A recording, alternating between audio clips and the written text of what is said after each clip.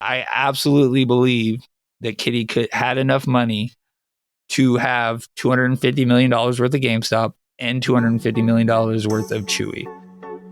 I don't think it's even a question. Something's got a hold on me lately, though I don't know myself anymore. All my let's fucking goes are gone. Feels like the walls are all closing in, and the devil's knocking at my door. Fucking go. Whoa, out of my I got a vast collection of me saying let's fucking go. It's quite depressing, actually. It's taking a toll on me, trying my best to keep from tearing the skin off my bones. Don't you know? Let's fucking go! Did you say I'm naked? No, I said knackered. Knackered.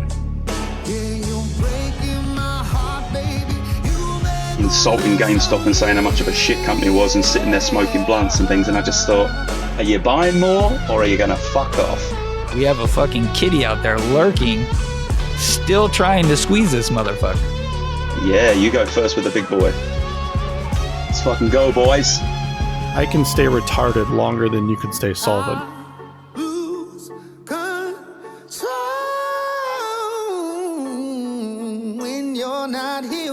I think he never left. Yeah, there you go. That's a good way to put it. He's listening right now. Hi, Kitty. We appreciate you tuning in. Yeah. Hello, Keith. That's great. Okay, cool. All right, 3, 2, 1. Thanks, everyone, for checking out the show. I'm Sean Fitzzzy. I'm Paulie. And I'm Aaron. And this is The Echo Chamber. It was a wild week that started with a White House pump that turned into an end-of-week dump. There wasn't a sighting on Cat Day, and everyone's wondering where Kitty has gone. Don't worry, by the way. We haven't been hacked, but we might be AI. How's it going, guys? AI? Ooh, spooky. Yeah, no, this is us. We haven't been hacked. Yeah. It's me. Yeah. I just want to get it on the record that if there's ever any question of whether I have been hacked, I just want to make it known that I think that Solana is the worst cryptocurrency token that there is. And I yeah, okay. If my accounts ever try to push anything on the pump fund system, I might actually be dead. So yeah. I want to put that on the record. So call the cops. Have them come check you out. Yeah. I deserve a wellness check if my account is ever pumping pump fun. So that's we'll say that right now. Kind of fun out there. We might get into it a little bit later with the Newton stuff. I don't know. He might. I think it's him, honestly, but whatever. We got Aaron with us. How you doing, Aaron? Yeah, I'm good, thanks. Yeah, you good? Yeah, I'm great. Glad to have you back. I'm having a good week. I just got an inheritance from a long lost uncle that I never knew. Yeah, really? It's $700, so it's not anything crazy. Wow. Trying to decide between Muse or I was going to say that's a lot shares. of warrants, man. Yeah, I know. I think it's going to be warrants. You told me that you could only pull one power pack. Oh yeah.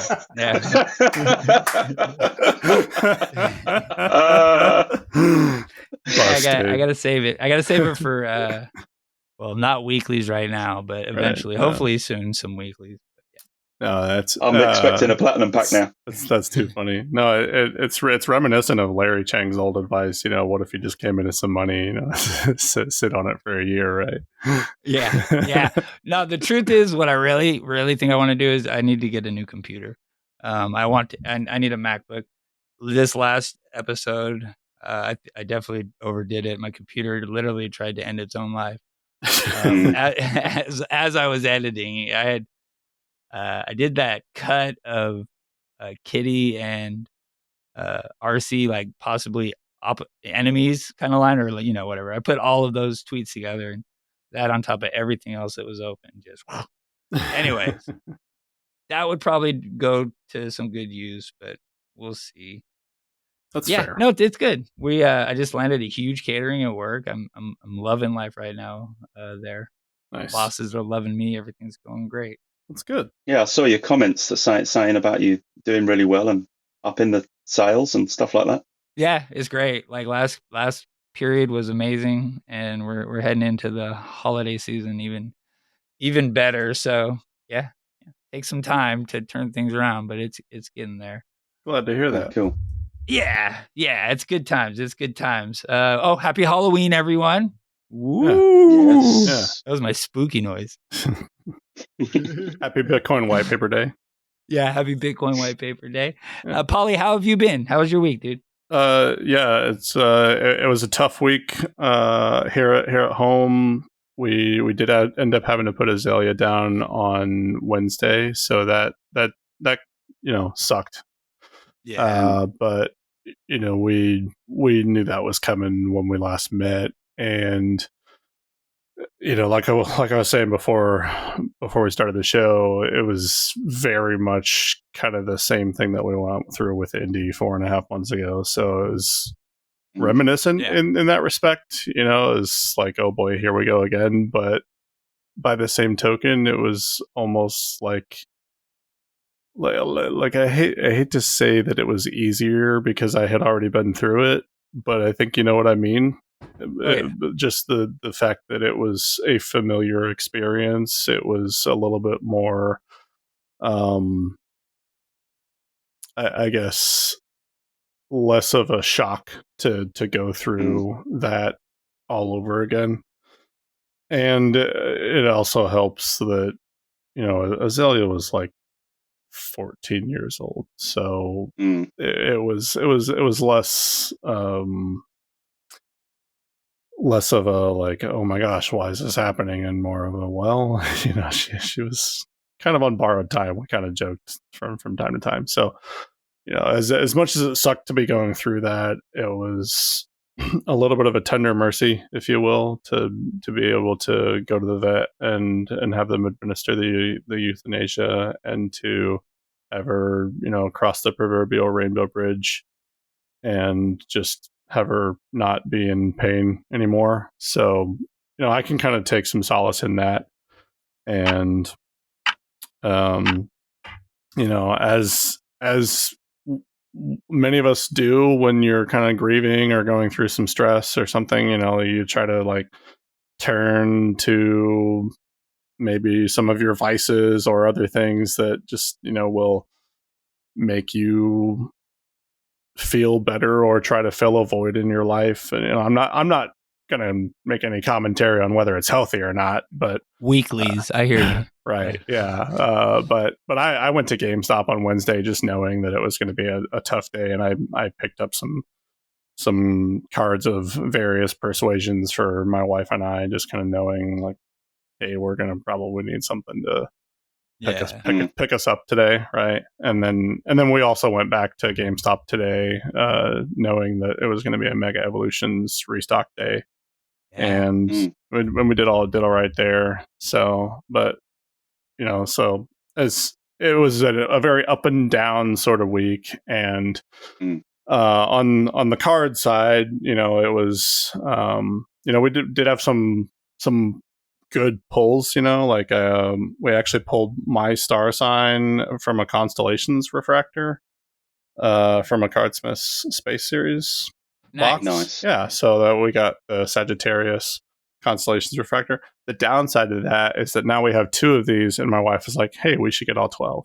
So yeah. And so she's like, we should put all those in a nice display box, which for the record, I think is an awesome idea. I was gonna say, it sounds pretty cool. Yeah, but these are not cheap cards, so yeah. So we'll have to see what we can do to find those on the secondary market, because they're fairly rare, and but they are really neat, and they show up really, really cool in unique lighting. So I think if we could get maybe a shadow box or something, and put maybe a LED rope light around it, that would probably be pretty cool, I think. Yeah, that sounds cool. That's different than my wife. If I pulled something of value, she would immediately tell me to sell it. Yeah. She's like that with same. she's not like, hold on to that. She's like, sell that motherfucker. Right. Yeah. Yeah. Well, my wife and I both are a little bit of space nuts, and so that's why we've been going harder on the Cardsmith Space series than we have on probably any other Cardsmith series. Nice. And it's because both of us want to collect those. So it's That's cool. We've got a lot of those boxes. And I've been kind of organizing those here in the pre-show and getting them put into the boxes for those, just kind of filing them away. But like at this point, we have quite a few extras, especially of the base cards, and I'm like, I should probably see if there's any way to maybe bundle those together and package them up and sell them for the ones that are considered extra for us. But there's got to be a way. Yeah, but then like I also had pulled a Topps Chrome basketball box at GameStop on Wednesday that was on clearance for like more or less half price because it's last year's Topps Chrome box for basketball, and Topps just released their flagship set because they took over the contract for the NBA when Panini's ran out. And so last year on the Topps Chrome set, you don't see any of the team logos or anything. Like they've photoshopped those out of all the jerseys because they didn't have the contract and Panini did. So it's like the same thing that Leaf does with their cards. But the cards still have value because they've contracted with the NBPA, the National Basketball Players Association. And so, you've got cards that just have like the team's names on them, but not the mascots. So like it'll say Indiana, Sacramento, things like that, but it won't show their logos or anything because they don't have the licensing to do it at that point. But what I did pull out of that box, which cost me $17, was this card worth over $100. Nice. That has Stefan Castle's autograph on it. And Stefan Castle was also the guy whose Black Money Blast card I pulled out of a Monopoly box back in April, and I sent it in to get graded, and it got a 10. So, and that one I had gotten graded through GameStop, and like a raw card had sold for $800 and $1,000 because they're so rare. There's just not very many sales of them, and there had been no sales of a PSA 10 yet until about 2 weeks ago. Someone decided to send their PSA 10 slab to a consignment store, and they put it up for auction at a time when NBA cards are not in very high demand, which is probably not a very savvy move. And so there's exactly one sale of a PSA 10 Stefan Castle Black Money Blast card now for just over $500, which is less than the raw cards have sold for. Yeah. So that's kind of funny. Yeah. So now my PSA 10 slab of that finally has a card ladder value for the first time. But because there was no card ladder value assigned to that card when it got graded, I didn't have to pay any service level upcharge when it got graded because there was no market value since sales didn't exist yet on it. So for those who are unfamiliar with the grading process, like if you're early to getting a card graded and no one else has sold one, but it would have value over $500, they have no basis to kind of judge that against. So whatever service level that you send it in at is the one that it comes back at if there's no sales data. So, it's just kind of an interesting thing about the process. Now I'm excited to pull some cards. This is getting me fired up. Yeah, man.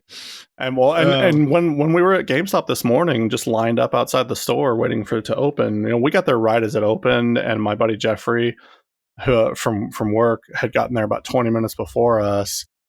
He was, I don't know, maybe about 5 or 10 people in line in front of us. He turned around when we got there. He's like, "Hey, buddy, you snooze, you lose." I was like, I know. because we had talked last night and we said that we were going to try to get there before the store opened.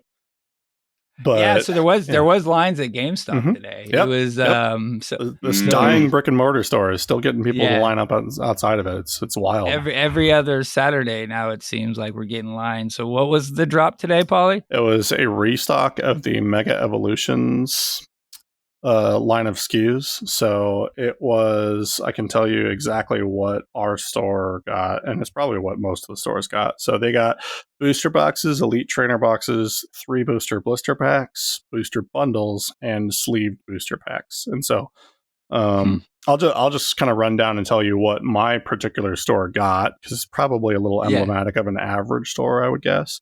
Yeah. They got 2 booster boxes, which is the 36 count booster box.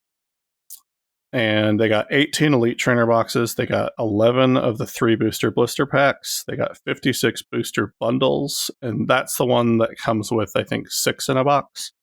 And then they got 292 sleeved booster packs. And so that's the little cardboard box that has 1 booster pack in it.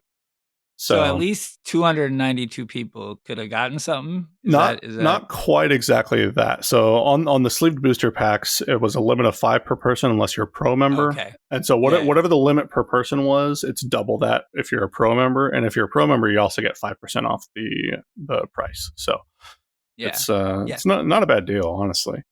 No, the pro members, and this is Pro Week right now, isn't it? Or no, that wasn't.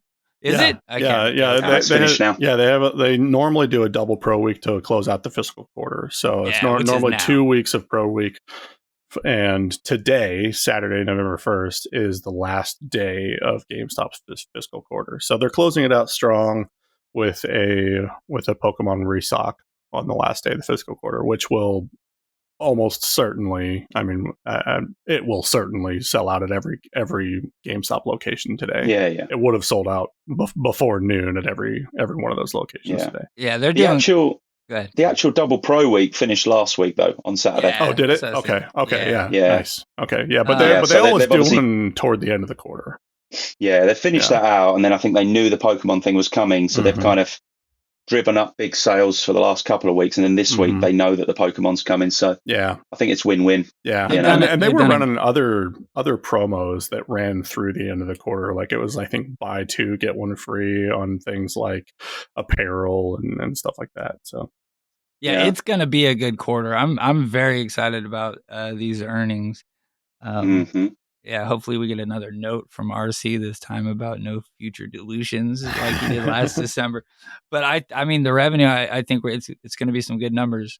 I've seen lines every other week. You know, we have people live on the street going in, like Paulie and Robot and Alert Piano. He was in there saying it was packed. I just love that shit. You know, they're making money. So, I'm feeling really good about sales right now for GameStop. I think it's gonna be nice. Yeah, definitely. Yeah, and I think that collectibles are just on track to be like Ryan Cohen said. I think they're on track to be right around a third of the business. Yeah, for the year is what he said in his most recent interview. So I think if you look at the performance through the first and second quarter, I think that what that tells you is that it is picking up steam here in the third quarter, and he expects it to do so in the fourth quarter as well. Yeah, I've been saying for a while that I think that the Q3 is going to be absolutely disgusting. I knew Q2 was going to be good. Q3 is going to be insane, and then that's leading up to Christmas. Of course, people start buying the gifts and stuff, and then Q4. I mean, it always blows the roof off. So I just think this entire year is just going to be disgustingly good. I'm pumped for it. Yeah. Go ahead. No, I was gonna go ahead, Paul. Finish it. I was just gonna say, it kind of begs the question: how many consecutive quarters of net profit do you think they will have before they actually make it into the S&P 500? Because the only thing holding them back right now is their market cap. Yeah, I thought you were gonna say before they let us move up. There's that too. That as well. That first, and then the S&P. 987 million is the estimate for Q3, and that is 100 million more than, well, yeah, about 100 million more than Q3 2024. So we're estimated to beat last year by 100 million in revenue. That's just an estimate. That's awesome. I bet we get over $1 billion. That's going to be fucking great. Okay. Yeah, Aaron, without a doubt. how have you Yeah, been, bro? It's been a couple of weeks, but how have things been with you? I'm all right. Yeah. So we've come out of the school holiday period. I don't know. You guys kind of match us a little bit with your school holidays and stuff. So Yeah, back to work now. We've had Thanksgiving like, is ours. yeah. Yeah, we're about to have a month off here for the schools. Oh, I see. Okay, right. Yeah, we've had like what we call half term. So we have 2 weeks off at Christmas, 2 weeks off at Easter, 6 weeks off in the summer. But we've just come out of like a week's break that we get for like Nice. Halloween kind of week, and we've had nothing but illness, over here over the last. I remember saying on the last podcast that I was recovering from that illness, but just so many of my students and friends and stuff have been really, really sick and just like really recovering, like taking a while to recover. But other than that, yeah, business is good. Getting new people in. We always hit the periods of like you do with restaurants where you get the ups and downs of the seasonal effect, but then we get a bit of a cyclical type thing where it's our students will stay with us for a long time, and then inevitably they'll hit a certain age or a certain time where things like exams and stuff take over, life takes over. So that tends to be summer holidays when all the kids go back to school in September and October. We get a few people leave. And we've got a waiting list that we luckily can just jump onto and People ring waiting. people, and yeah, that's it. And then Christmas time again. So like this period for me is a little bit uncertain, but we can jump on the fact that we're lucky. We've got a strong waiting list, and I've got like an admin that does that for me. She's one of the parents within our club, and she's really lovely, and it just means that I can focus on the teaching and the events and the content and stuff. So nice. Yeah, I would think what New Year's you guys get some people with some New Year's resolutions. Well, that's it. Yeah. That's it. We get both. It's September. We get people leaving, but we also get that resurgence of new parents want things for their kids to do. So it's cool. both September and January. We have big influxes, and nice.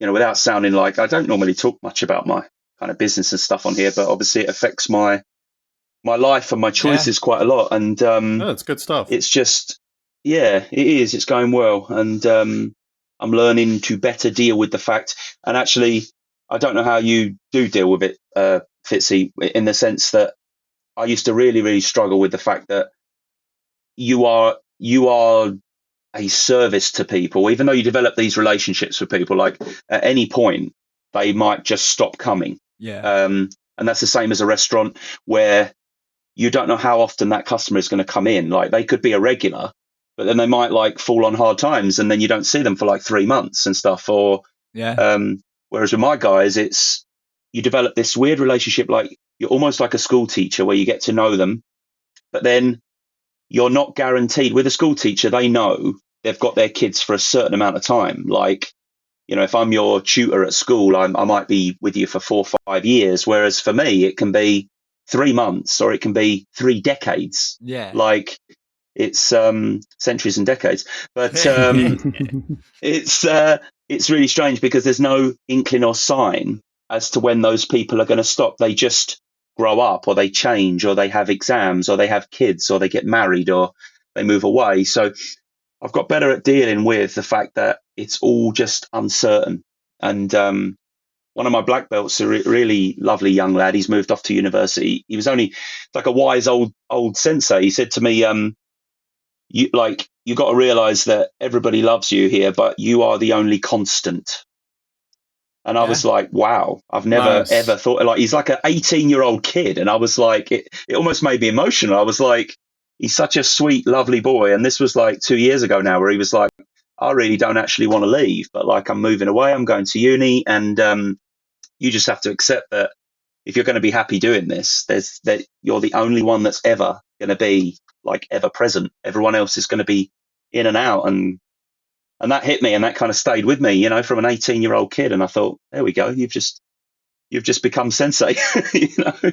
Yeah, I'm the manager. Pretty much, my assumption is everyone kind of hates me. That's kind of it's a lonely existence as a general manager Yeah. of the place. Like, if you're gonna do your job right, they all kind of don't really. It's whatever. It's whatever. We won't get into that for me.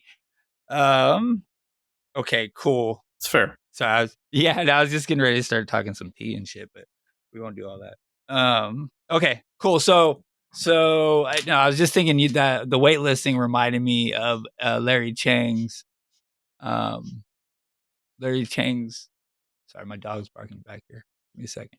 Your dog's got an opinion on the way you run your restaurant. That's it. Yeah. All right, back. No, the wait list. He. I don't bring him enough treats. He's pissed off. Yeah. Now the wait list made me think about Larry Chang's tweet. I thought it was pretty interesting. He just talking about being on the Green Bay Packers wait list. But my favorite part was Swami's reply to him, where he said, "Decades and centuries, Larry." Yeah. That was good. Good reply, Swami. That was cool. So I want to. Well, you've been doing your streaming, Aaron. How's that been going? Because I want to do power packs. Yes. I mean, we can let's talk about your streaming. How's that been going? Yeah, it's been really kind of revealing. Like, I think we talked about it last time. Like, I'm not chasing anymore in terms of the views and that. I'm just really enjoying it. And since then, I've been putting, you know, more clips and that all over social media, which in the past, I kind of hate social media. Like, the only reason I'm using it is to post these clips and connect with GameStop and Pokémon people. Outside of that, social media can take a hike, you know. Sure. But yeah, it's been really strange because I thought where I was at with the Twitter journey with the GameStop community was kind of, it had got to a good place. I thought, right, I'm getting rid of the negative people, delete, mute, block, whatever. And I've made so many good friends and people I'm going to be connected, I think, for life with. And then all of a sudden, I did the last stream last weekend, and I'm kind of aiming at every 2 weeks now because it's a bit much to do it every weekend. And the novelty has kind of worn off a little bit in terms of people do get bored quick, and not just with the streams, but with power packs and everything. And I thought, we'll give people enough time to, if they want to buy cards, they can drum up funds and things. But the last one that I did, I must have had something like 30 new people on the stream that I'd never interacted with before or met. That's cool. And wow. And they were all on YouTube. Every single one was on YouTube. That's and awesome. I'm taking inspiration from Paper Tiger because he's very chill and I like watching his stuff, and very envious that he's smashing my numbers, of course, because, you know, I'm not competitive whatsoever. But definitely not. But no, genuinely, like the fact that Power Packs and GameStop jumped into his stream, and he's given me new ideas. You know, he did that. I don't know whether you saw it, guys, but he did that like competition style knockout thing the other day, and that was really cool. Where he's done like 16 people, and they're like against each other for who gets the highest value card, and then you go through to the next round and all this kind of stuff. So he's like giving me some more ideas to. Who's doing that so again? His name is Paper Tiger on Paper Tiger Trading Company on YouTube. And he's like smashing it. He gets like thousands of views. And just in terms of being a YouTuber, he just dedicates to YouTube. That's the difference. Whereas I'm trying to get the I think I'm kind of maybe trying to spread a bit too thin, and I'm putting out on TikTok, I'm putting out on X, I'm putting out on Twitch. And my initial idea was, I think this is going to be a good thing. It'll get like more eyes. But actually, I think you just kind of have to dedicate a little bit. So consistent. I'm focusing a little bit more on the YouTube, and the TikTok clips are doing really well. So I'm not bothered about those. I see those all the time. Yeah. The football one that I posted of the soccer player ended up getting nearly 1 million views on TikTok. But then I don't know whether I updated you, Sean, on Instagram. Yeah. Like a week later, I hadn't touched it, and it was sitting at like 10,000 views. I thought, oh, that's not bad actually. That's like my highest reel on Instagram. I've never got more than sort of 5, 7, 8,000. It's got 2 million views Oh shit! on Nice. Instagram. I couldn't believe it. It was like it knew I was posting to TikTok, and it just went, fuck you, TikTok, and and it just went. It just absolutely went, and it's currently sitting at like 1.97 or something. And That's but fun. then the best bit about it is it's got more eyes on the Pokemon stuff. Yeah. So everything will do random, that. That's cool. exactly. Random football fans and soccer fans will see it, and they'll like Pokemon as well, and they'll like gaming, and so Yeah, it's going well. I think with YouTube, I think we might have said this before, but for streaming and stuff, that seems to be the best place Yeah. to really be. I don't know about Twitter or X. I'm going to be doing with Fernand tomorrow Uh-huh. night. Yeah. So that's awesome. that'll be my I'm kind of nervous. It'll be live. No, it's good fun. It's good fun. I know. I like to have I like to have control. That's why I'm doing a podcast. No, I get it. Yeah, the first time I did it, I felt exactly the same. But then I also only had like 1,000 followers back then, and I was like, I've never done anything like that in my life. The fact that you've got this as a starting ground. Yeah, I keep telling myself, you do this every week. Don't be nervous. Yeah, he will be asking you the questions, so you can just chill and answer. You don't have to organize anything, So yeah, it'll be fun. But so I don't know. Like, I think it's good to have like be out on the spaces. People see you in their notifications on Twitter, and they'll come and check you out. But I think YouTube is where you can, like, if you build a strong YouTube channel, you can build a good following there. So yeah, I agree. I think and the next step is to take the content from the streams, and I've been putting them out as shorts and reels. But I noticed I had the idea to take the content and actually clip it into a long form video. And then I saw Paper Tiger actually does that as well. So that's where he's getting a lot of his views, because if people don't watch your stream, then they're not really going to go back and watch the full replay. Not many people. Yeah. Unless you're kind of hardcore fans. So I've done like a fucking 4-hour stream last weekend, and if you clip that into like a 20-minute video, people will sit and watch it, while they're cooking dinner or something like that. And especially if you can like clip it into some highlights and shit too. That's the idea. Yeah, that's the idea. So I've been doing the short clips. Now the next step is to try the long clips. That's like I love that idea. I have the AI guy for our studio here. It's just like so much after the show, after everything's done, after your 4-hour stream, it's like it seems daunting a little bit to absolutely really try to put all that because you're knackered, together. right? I mean, it's a lot. I think to try to like. Did you say I'm naked? No, I said knackered, shattered, knackered. I could be naked if you want, but no, I'm knackered. It's not that kind of show, Aaron.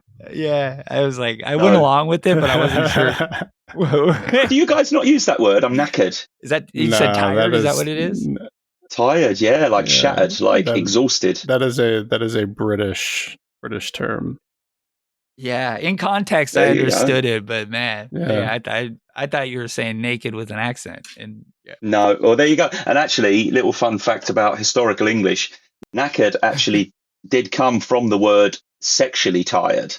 Huh. Yeah, knackered and out. Yeah, I can see that. Yeah, like you're knackered out, and then now people just use it to mean tired. Yeah. But I remember once, as like a young preteen, maybe at school, being told by one of my like old school, almost retired teachers, "Oh, you shouldn't use that word. That's a rude word." And I was like, "What? Like, I'm knackered. What are you talking about?" Right, yeah. And then I went and must have been 13, 14, because Google and that existed, and I was like typing it in. I thought, fucking hell, it means like you're tired from that. I was like, wow. But not anymore. So there you go. The more you know. You're like this kid. Yeah. What is he getting up to? That's funny. See, we just make up our own words over here, like exhaustipated. Yeah. Oh, there you go. Yeah. Fantabulous. I like that. Yeah. No, we do that as well, but there we go. Yeah. But knackered. You guys, it sounds like official when you say it. It sounds like it should be in a dictionary when a British person says a word. Even if Oh it's yeah, made up, it's like, fantabulous. yeah, see? Like, Yeah. I fucking know Yeah, like exactly that. that's That doesn't sound made up when you say it. exactly. Exactly. Yeah. Yeah. Just have to sound like I'm from Oxford. It's all good. Yeah. Yeah. So Um, the accent but no, lends yeah, it credibility. that's right. That's right. But no, I'm enjoying it anyway. Back to, I'm Yeah. enjoying the fact that it's becoming different. And last few days, we've all been feeling it a bit. People are getting very, very negative on X again. Oh yeah. Especially, I take I'm not going to go that down that as a rabbit hole. bullish sign, personally. I was going to say, I don't want to go down the rabbit hole of sounding like I'm just whinging about people all the time. But when I notice all the FUD and the whinging, I used to find it very, very difficult to ignore, and I'd keep replying to people and that. Now I just look at it, sit back. I've done my streams. I'm sitting there editing my videos. I'm doing my little clips, and I just think to myself, "Here you all go again." It's. I almost laugh now at it, and I just think, are you buying more or are you going to fuck off? Like it's like, which one's it going to be, buddy? you know. It looks But like no. I don't know. I think I'm taking a different approach. Like we were talking about it before the show, but I've started to go a little bit. These accounts that are out there just constantly bitching about Ryan Cohen and the company and Kitty, and they always use these broad terms to talk about us, or it's just ridiculous. So they're making like a whole profile out of being like shit talkers about GameStop. So yeah, I'm gonna have some shit to say about it now. So I put a post out there today. Yeah. Basically. Sorry, go on. No, you're right. I was just basically saying, I just wanted to, if you hate the CEO, you hate the company, you hate, you hate the community. Why the fuck are you still here? What? Yeah. No one is being held against their will. The sell button is there, you guys. Yeah. Yeah. And nobody turned off the sell button. Yeah. Yeah. It was fucking, we all have our own agency in life. And it's just getting so bad and whiny. So whiny on X, and it's like, I know, it's so much, but like you either believe in the company and you believe in its leadership, or you don't, and if you don't, you are more than welcome to go and exercise your right to make money elsewhere. But if you do believe in what's being built here, then you should probably be buying the dip. Yeah, it's the fact that they're seeing the market at highs. Like, in terms of the psychology, I understand that they feel the FOMO. I do get that element of it, because at the end of the day, I mean, Sean, are you going to allow me to mention a stock on here? Is that okay? We'll see. I got my finger over the bloody wanker. Oh yeah, right. So, for example, I bought Rocket Lab when it was a SPAC. Oh, okay. Yeah, that's okay. I owned Rocket Lab when it first came out at $10 a share. Yeah, RKLB. I then bought it all the way down. I bought that fucker to $3.90. Nice. It's now sitting at 62. Hell yeah. I sold that fucker at 12. Yeah. You're naturally going to get these feelings of FOMO. It doesn't matter. It doesn't matter what decisions you make. I've had the amount of people, you've said it, Paulie, the amount of people that said to me, yeah, but what was your average on the stock? And what did you sell it at? So at the end of the day, you've made profit. And all I've done from then on is wield it using the wheel strategy that I keep talking about. Yeah. So I don't get so much FOMO, because I'm still selling the puts, and I'm still thinking it doesn't matter if it's 62 if I sell $50 puts or whatever, But I understand that not everybody's into that. Not everybody can do that kind of thing or understands it. But stop fucking blaming everybody else for your decisions. Exactly. Yes. That's the thing. Like, I mean, I could have 10x my money if I had stayed in Iron, for example. Yeah. But and I made money on Iron. I made money. Yeah. I made money on my trade in Iron. But I could have made a lot more if I had stayed in it. But I'm not going to beat myself up about it either. And it's the thing not Ryan is, Cohen's fault either. No, It is absolutely not Ryan Cohen's fault. What happened to the fact that the market's manipulated and the stock's manipulated? Right. Yeah, Did you forget about that bit, Right, or yeah. did you just conveniently see that the market was going up and think, oh no, actually that's not a real thing, and I hate this stock because Ryan Cohen's shit? Like, you're a fucking Yeah. idiot. Like, it's one side or the other. Like, make your mind up. Yeah. You know. And I think the fundamental thing about it is, at this point, if you are still blaming someone else, anyone else, for any amount of money that you have lost at any point in the stock market, then you have fundamentally lost the plot. Yep. It does not matter whether there was an offering, whether there was an outbreak of war. Yep. It doesn't matter whether something was happening in your personal life. If you are blaming anyone other than yourself for any amount of money that you have lost, then you have not understood the assignment. That's what I was going to say. It's not necessarily they've lost it. Yeah, you are responsible for your own trades. And if you are not learning from every trade that you make, then you shouldn't be in the game. Like, I mean, at the end of the day, like have I made money? Yes. Have I lost money? Yes. Have I tried to learn from every one of those experiences? Also, yes. And if I were to try to blame anybody else for any of my trades that went sideways, that's just an immediate sign that I learned absolutely nothing. Exactly. Because I'm never going to get better. I'm never going to grow as a result of blaming someone else for an outcome that I had to take ownership of. I got blamed today. Someone said that I caused people to FOMO with my posts.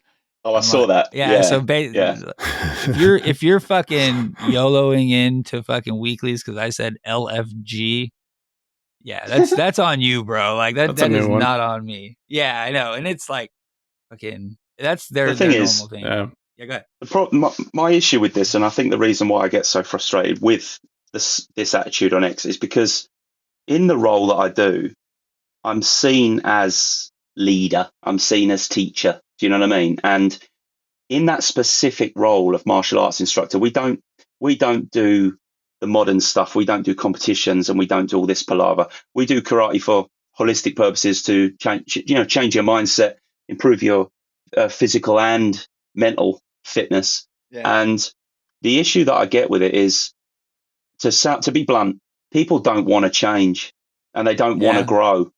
They bitch and they moan and they whinge and they make the same errors over and over again. And I say this about former people that used to train with me as well. And even, to be blunt, some people that are currently with me that are on the cusp at the moment, which is,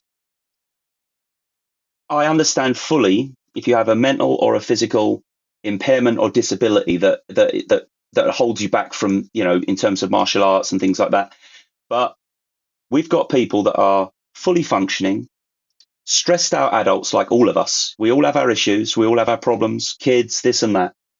And there's something just very different about martial arts, which is, you don't feel like it. It doesn't fucking matter. Just get to the dojo. It's this inherent, it's this inherent kind of discipline and structure, which is, I just want to go to bed and watch a movie tonight. It's cold. It's wet. Get to the fucking dojo. Be quiet. You're scheduled in to train tonight. Be there.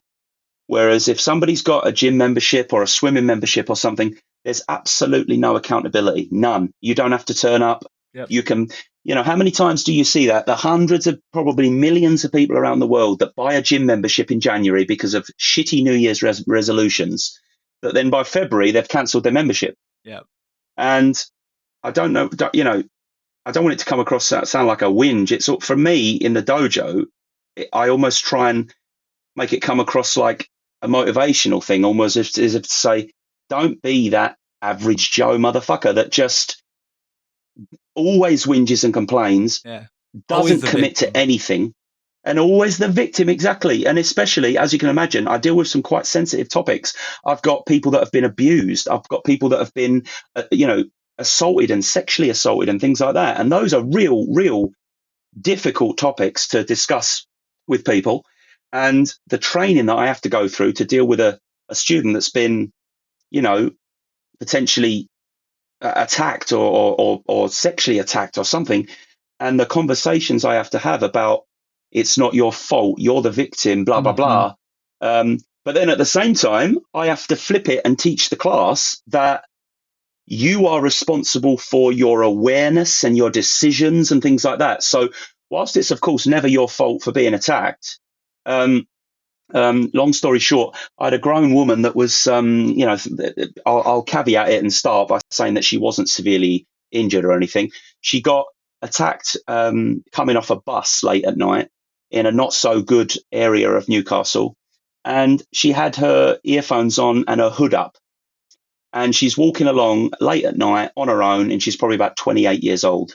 One of the things that we caveat and we talk about is the awareness at all times during risky situations. So she wasn't drunk. She got off the bus. It was late at night and she was on her own. And it was absolutely not her fault that she got attacked. But she rang me and she said, I'm okay, Aaron, but I'm pissed off with myself. And I was like, well, why? What's the matter? And I was obviously trying to console her and make sure she was okay. I was not ever going to dream of going down that route of being like, well, did you do this and did you do that? Like, that's what we teach in the class. But then everybody's human and they're going to, make mistakes. And so she said to me, I'm pissed off with myself. I said, why? What's the matter? She said, well, I got attacked by 3 teenagers getting off the bus.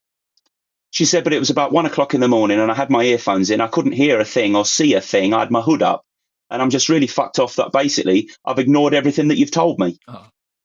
And I was like, that's really interesting. I said, but while we talk about that in the class, that was not where my mind was going in this conversation. My mind was, of course, on you and making sure you're all right. And she was like, well, I'm definitely all right because I'm not hurt. I'm scratched up a little bit.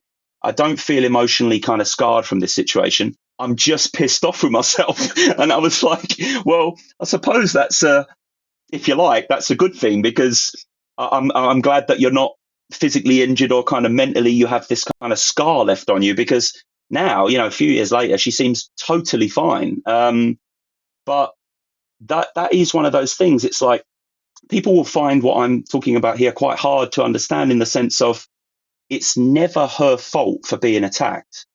But for what reason did she get off the bus at 1:00 in the morning and have her headphones on and have her hood up and it's that realism of this is the world that we live in. And it's shameful that we have to actually teach people these things. And I'm on her side. But the simple fact is, I don't live in cloud cuckoo land. Like, I've got tons of women and teenagers that train with me. I've got a mother to think about, a sister, a couple of sisters, my girlfriend. And every woman that trains with me says about the things that they have to think about on a daily basis versus what men don't have to think about on a daily basis. Oh, yeah. And this just kind of opened my eyes up to, like, Sean, you've got a daughter, haven't you? I got Paulie? 3 daughters. And yeah, that shit stresses me out all day. Like, for real. It's and this is it. And I don't want it to come across as like a negative message. It's, if I can make somebody, in Japanese, there's a lovely phrase for it, which is called zanshin, which means like your internal awareness without having like paranoia. So it's just, you see and hear and feel what's around you at all times without being like walking around paranoid thinking somebody's going to attack you. You get on a bus and you're aware of who's there. You're aware of who's when you get off it. And this is what we try to teach. And I see it on Twitter all the time. People are not taking their own actions. Not taking responsibility for their own actions and then whinging about it like it's somebody else's fault. Yeah, they're like me. Whereas this like girl, it's my fault and shit.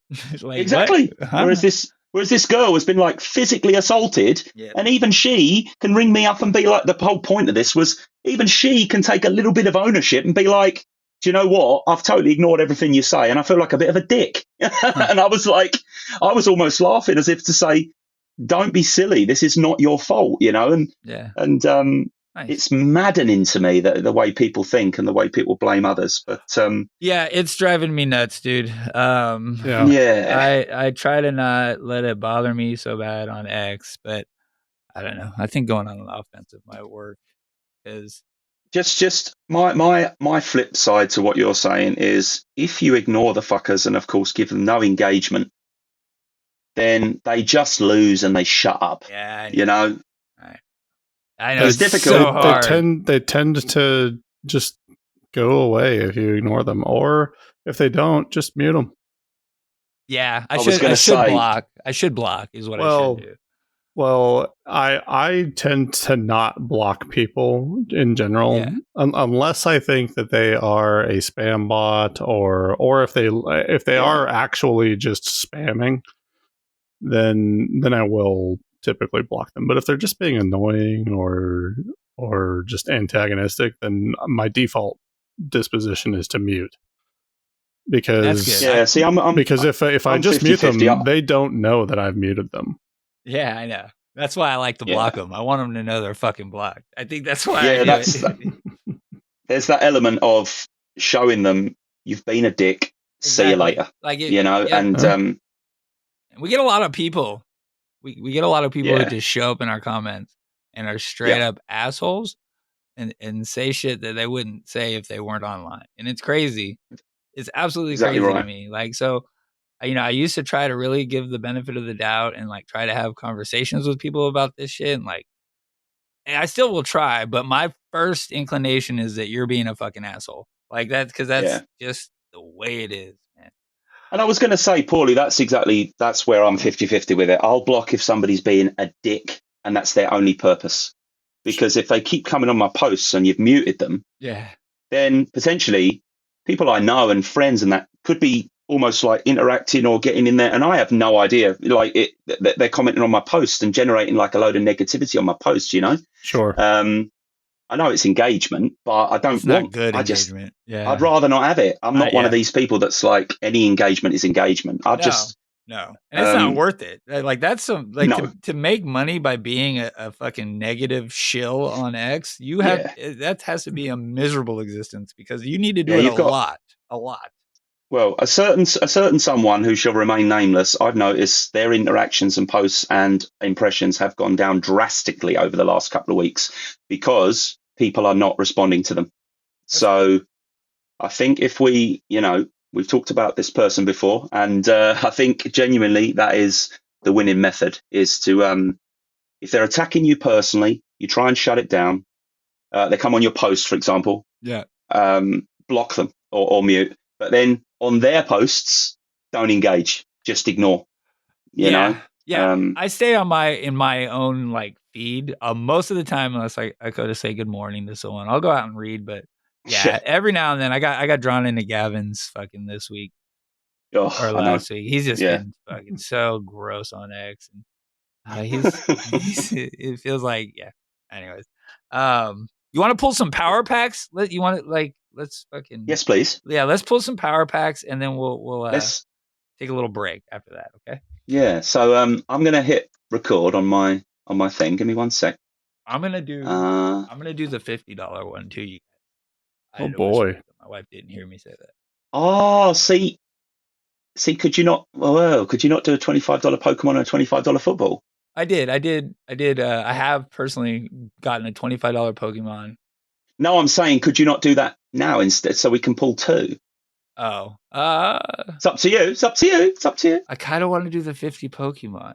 I got. Oh, you want to do Pokemon, do you? Yeah, I want to do a $50 Pokemon. He doesn't want to pull another. He doesn't want to pull another Malik Neighbors. Yeah, and I don't want to ruin someone else's fantasy season by pulling them either, because they're going down if I pull them. I promise you that. That makes sense. Fair enough. I can't see Paulie's camera now. I don't know whether it's to do with me. I think we lost Paulie. I think we just lost Paulie. Yeah, we have lost him. Yeah. Yo, what up? The GameStop thesis is super simple, but it's often misunderstood. Everyone classifies it as a cigar butt and then just moves on. But it's more than that. Yes, the legacy business is up against some very real secular risks, and the new consoles coming out this year might be the company's last hurrah. But this isn't some horse and buggy shit. GameStop is an established, uniquely positioned player in a thriving $150 billion gaming industry. And this is why GameStop is different. Its final puff is a legitimate opportunity to reinvent itself as a premier gaming hub. Many investors assume GameStop will be forced to close its doors within a couple of years, so they're only focused on how much free cash flow this console cycle will bring in. It's a reasonable point of view, but it's incomplete. Investors also need to consider whether GameStop can opportunistically leverage the console cycle to transform into a more sustainable gaming-related business. And that, like GameStop isn't a cigar butt, it's more of a roach, right? That last hit might not be the prettiest or the cleanest, but it could get the job done, if you know what I mean. It could get those creative juices flowing too, right? Over the next year, GameStop's new management team could uncover ways to engage its 60 million Power Up Rewards members and attract new customers to a more experiential type store. Are they likely to pull it off? I don't know. It could go either way. But so far, it kind of seems like they're on the right track. And when you consider what their balance sheet will look like 12 months from now, the opportunity is there. In my view, it's just a matter of execution. Fortunately, from the security analyst point of view, at a market cap of $260 million and an enterprise value of about $100 million, the downside is limited. Following major write-downs and balance sheet repair, their financial situation is pretty solid given the circumstances, with a reasonably fair net asset value of about $400 million. They just closed Q2, which will be another rough one, but following that, I expect earnings to improve significantly. Based on GameStop's market share, continued demand for its products, and management's improved cost management, there's a very good chance the company remains free cash flow positive over the next few years, which adds to the safety net. But let's also consider the upside, right?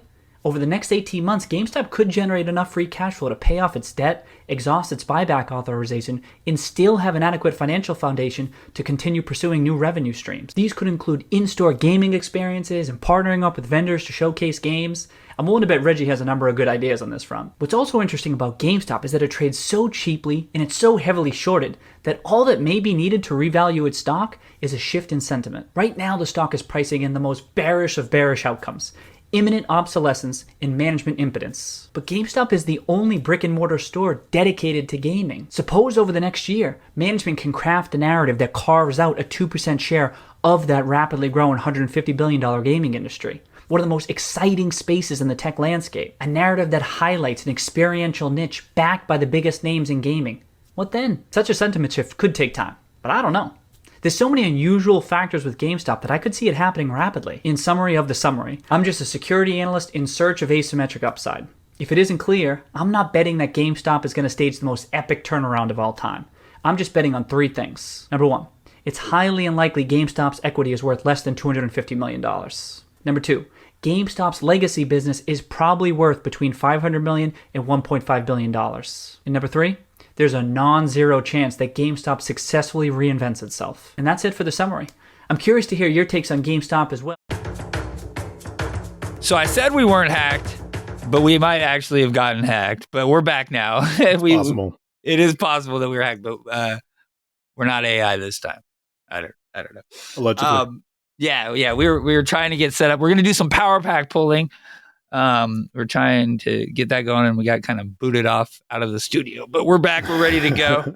It's because Larry knows we're going to pull. So yeah, he's pressing the button, but the button not only rigged my pulls, but it also kicked Paulie out. So he's getting positioned here.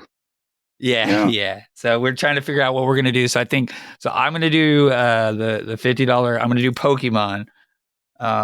Aaron's going to do keep it a secret for me and Paulie. Let's add some suspense. Oh, okay. So we'll start there. So am I going to go first? Yeah, you go first with the big boy. All right. Yeah. All right. Let me get my screen share for everybody. All right.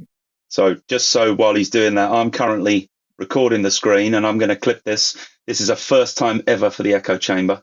Yeah. Recording the screen and putting it out as clips, and we're going 22nd century over here.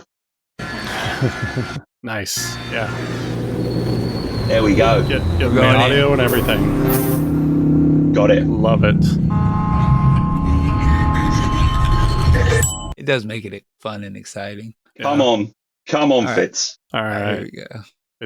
Hold on. Before you do it, scroll down and look at the chase cards. Look at the chase cards. Yeah, okay, let's look and see what the silver pack chase cards look like. Which one do you want?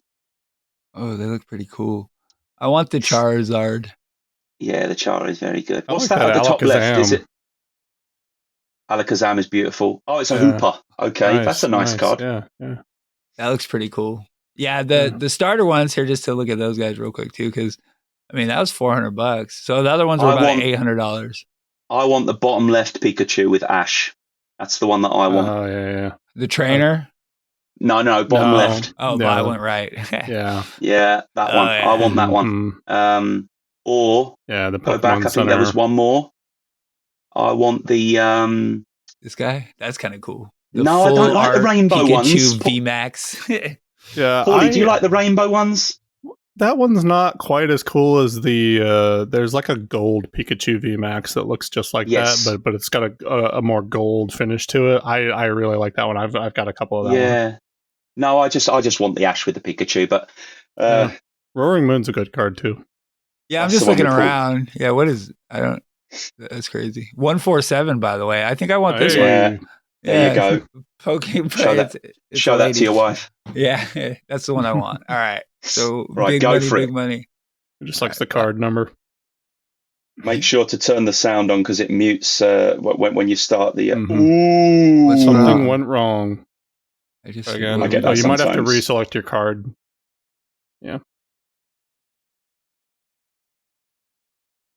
Here we go. Oh, And I'm then you'll have to nervous. The unmute. little bottom right, turn the sound on. There we There go. you go. Come on, Sean. Japanese card. It's a 10. Oh, he's got a floor card. He's got a floor card. I don't Oh know what that is. no. It's all right. I'm gonna look this up on price trading right now. Yeah. All right, so it's 2024 Japanese SV8 super electric breaker. I don't know. It's a PSA 10. It's worth $28. They're gonna Stunfisk. ugh. Yeah. It's just 113. yeah. Okay. All right, I think was that you I think that you are addicted to floor cards because when you pulled you got that Malik Neighbors and it was like $7. I think Larry Yeah. actually has the button switched on for Fitzy, Yeah. to be honest. The highest sale I'm seeing on price charting for that card was in July at $36. I'm not gonna lie. I think I might sell this shit back and just get a starter. I don't know. Yeah, this is the true degen way. Well, if you do that, you're gonna have less than $25 left after the 6% fee. Oh, you will actually, because they'll take the they'll take the fee off you.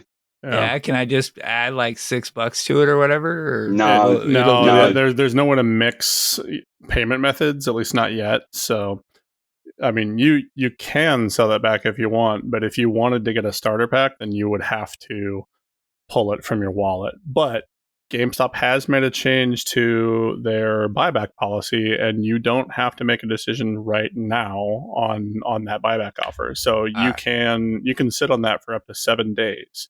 I'm gonna hold it for now. I'm Yeah. gonna hold it for now. It's gonna go in my pile of shitty Pokemon. Yeah, so you can see right there. It says that offer expires in 6 days, 23 hours. All right. So you have time to make up your mind on it. Just so you can see how much. Yeah. Show us the other two while you're there. It's my 2021. That's the Pika Pika. That's not a bad card. Keep a tune. Nice. It's cool looking. And then there's your Malik Neighbors, There's the my boy. Malik. Worth $6. Yeah, Still worth $6. He hasn't moved. Is he injured? Is he injured? Yeah, he he's is hurt. injured. He is injured. Yeah. That's There you exactly go. why it hasn't All moved. right. All right. I'm gonna stop There you sharing. go. Might be And this holding is that why I card till don't- next year. Yeah, this is why I don't collect cards, you guys. But anyways. There you go. So, Paulie, should we go? What should we go? You, me, in terms of That's fine. our. And what would you like to do first? Are we thinking football or Pokemon? Let's do football first. Okay. So- All right. So let's do. Okay, I'm going to share my Power Packs screen here. I absolutely this love is this fun. communal Yeah, this is communal fun. power packs pulling. I love Yeah. this. Yeah. So hopefully you guys see this now. Yeah, We see do. it. All right, cool. We'll get a sound check here. Oh,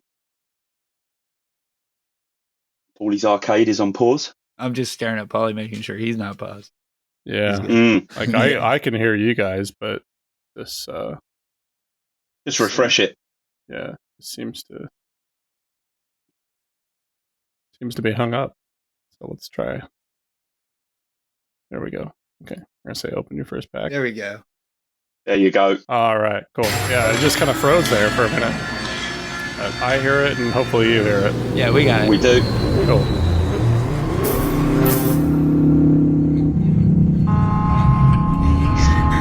Let's get some football. All right. Yeah. So speaking of football, Purdue and Michigan are playing right now, and the score is 7-0 Michigan in the middle of the second quarter. So that game is at the Who Big are they House. They're playing at Michigan right now. It's at the Big House. That's a big Yeah. game. Yeah. No, sorry. Yeah. Who are they playing against? Michigan.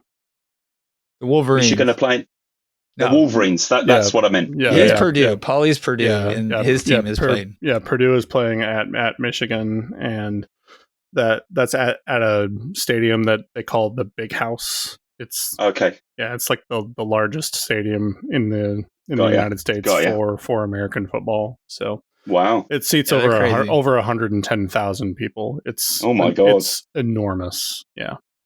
So Nice. so here are the chase cards for Right. Who do we want? Who do we want? football. Jaden Daniels looks cool. Jaden Daniels is a popular Which one- chase card. Which one's that? Sorry. Top left. Yeah, top left Oh, yeah. here. He's Oh well, probably I know Oh Yeah. yeah. I know Tom Brady. I know Yeah, Tom Brady, obviously. yeah. I And know Joe Montana. this might actually be a rookie card for Tom Brady. That's a lovely card. He looks yeah. like Yeah. he's wearing. Yeah, a, that is a rookie card for Tom. you know, I know Joe Montana. I saw. Yeah, bottom right Mhm. there. my guy's in there yeah. too. C.J. Stroud, number Yeah, 7 for oh, the yeah? Texans. This isn't even from Joe Montana's playing days, but it's a downtown card. That's a nice And card. Those, pretty cool. Those are pretty short print cards. So Can you flip it or not? Can you see the other side? No, not when you're No. previewing these, but you can see the cert number, so you could look it up if you wanted to. Mm, Pull it, let me mm. see this Stroud card real quick. CJ Stroud. Yeah, Let's see, where is he? it's signed. It's right next to Oh, Brady. it's this one here. Okay, Yeah, Topps composite. Chrome that's pretty autographs. cool. I want That you to is win nice, that It yeah. one. does look pretty neat. I'll bet that one looks pretty cool when you like rotate it. The thing in is, though, light. if we win that one, you're gonna want us to give it to you. That's the problem. I mean, it's almost Christmas. There you go. Right.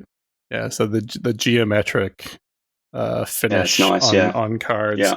I have some of the Topps Chrome baseball cards that are the geometric ones. So All right, it's a fairly common parallel.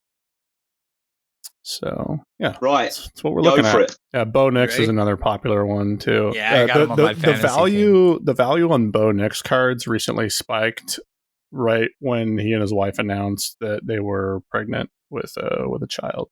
Huh. So kind of Weird. funny. Yeah, it's like completely unrelated to his on-field performance, which has been good, by the way. But Like, they're like, he's fertile. Let's right, let's boost his card up. Exactly. Yeah. So it's just kind of funny. These are phenomena that you don't see with Pokemon, obviously. Yeah. But like Yeah. your Pokemon will not get injured, will not have extra, curricular activities, so yeah, Yeah. it's just kind of the nature of the game here. So I thought you were going to click diamond there. That was very close. yeah, not today, Satan. No whammies, no whammies. Right, No. come on. Yeah. Good luck. All right, here we go. Yeah, All I'm cards, look at this. He's rinsing it. I'm a little bit bummed right now because Power Packs has disallowed prepaid cards, and that's what my Fold debit card is classified Yeah. as. Yeah, so We got this. Big money. Let's go. Here we go. No way! Oh my gosh! You gotta be kidding me! No, you guys probably don't understand. Bob Greasy went to Purdue. Yeah, that's dope. You just got fired up. That was cool. Yes, That's oh nice. my gosh! Like I don't even care what this card is worth. I'm keeping it. Like this That's is beautiful. a no. 1978. Yes. This is a no sell no matter what kind of card for me because Amazing. Bob Greasy is a member of the Cradle of Quarterbacks at Purdue, and this man took Purdue to the Rose Bowl in the 1966-67 season, played in the 1967 Rose Bowl, beat USC 14-13 on January 2nd, 1967. And he has the distinction of bringing the 1972 Miami Dolphins to an undefeated season. Still the only undefeated season in NFL history. So, wow. Yeah, I'm keeping this card. Beautiful. Good stuff. Hall of Famer right there. PSA 7 on a 1978 card. Pretty cool. So I'm actually kind of surprised that a card that old in a 7 is not worth more. Yeah. Pretty neat. And look at that. College Purdue right there. Nice. That's cool. Yeah. That's my boy right there. And you can see his 1972 season right here. I'm pretty sure it was 72 was his undefeated season with the Dolphins. Incredible. Yeah. Right. Aaron's gonna win. You're gonna get a chase card this time. So you said there's a sound that it makes. Like I've heard you say. Yeah. So it is slightly different. Yeah. So it kind of goes. You get the standard like sound that it makes, but then it kind of goes like there's like a weird kind of like a deeper, weird, strange, and then there's like a deeper. I don't know about the football. Yeah, but the Pokemon cards you get like more light and stuff as well. So I don't tend to look out for that. I just listen for the little kind of sound, and then you know it's a chase. Right. Shall I share my screen and we'll go? Stop sharing. Yeah. He's obsessed. He's obsessed with it. He loves it. Yeah. No, that was an awesome pull, honestly. Like I really don't care what the card is worth. That is one that I will probably consider having shipped to my house. You got to put on display. That's cool. You got the screen recording, Aaron. Did you get Paulie jumped? Yes, I saw Paulie jump. I jumped up and down for that one. That was cool. It was good. I liked it. Right, we're going football. I have never pulled the football card for myself. Never. We actually had to explain to Aaron what football was before the show started. Yeah. And I actually feel like a bit of a heathen because these guys seem to be holding it in their hands. Yeah, which is really strange. It's against the rules, right? And it's not even shaped right. Like, it's a hand egg. You know, it's right. Okay, it looks more like a rugby ball. Exactly right. Exactly, but with all these weird pads because they're all a bunch of wimps. Yeah. I would like either that Joe Montana card. Yeah. Or he's a legend. The Tom Brady card up the top there. I really like that one. That one's cool. I don't really have any affinity to any players. I just know those two guys, their names. Don't like that one, don't really like that card. But if I pulled it, I mean, I'm not complaining. Sure, yeah, it's worth something, And then Patrick Mahomes is a recent Super Bowl champion. So, okay. There you go. I just don't like the card. If I had a choice, it would be the Tom Brady or the Joe Montana. Right, here we go. Oh, that's CEO Stroud, and I could be tempted to give it to Sean if he gives me the right price. But the irony about it for me is like, I pulled a card that was worth like $17, and that's one for me. I'm like, I'm keeping that. I might have it sent home, but if I pulled one of those like $400 cards, I have no affinity to any of those players, and I would probably consider just selling that back and saying it's time to roll this into more cards. Same here. Yeah, it's just kind of funny. Right, here we go. Let's roll. It's coming out of my Power Packs balance. Boom. Let's fucking go, boys. Good luck. Good luck. A little football symbol.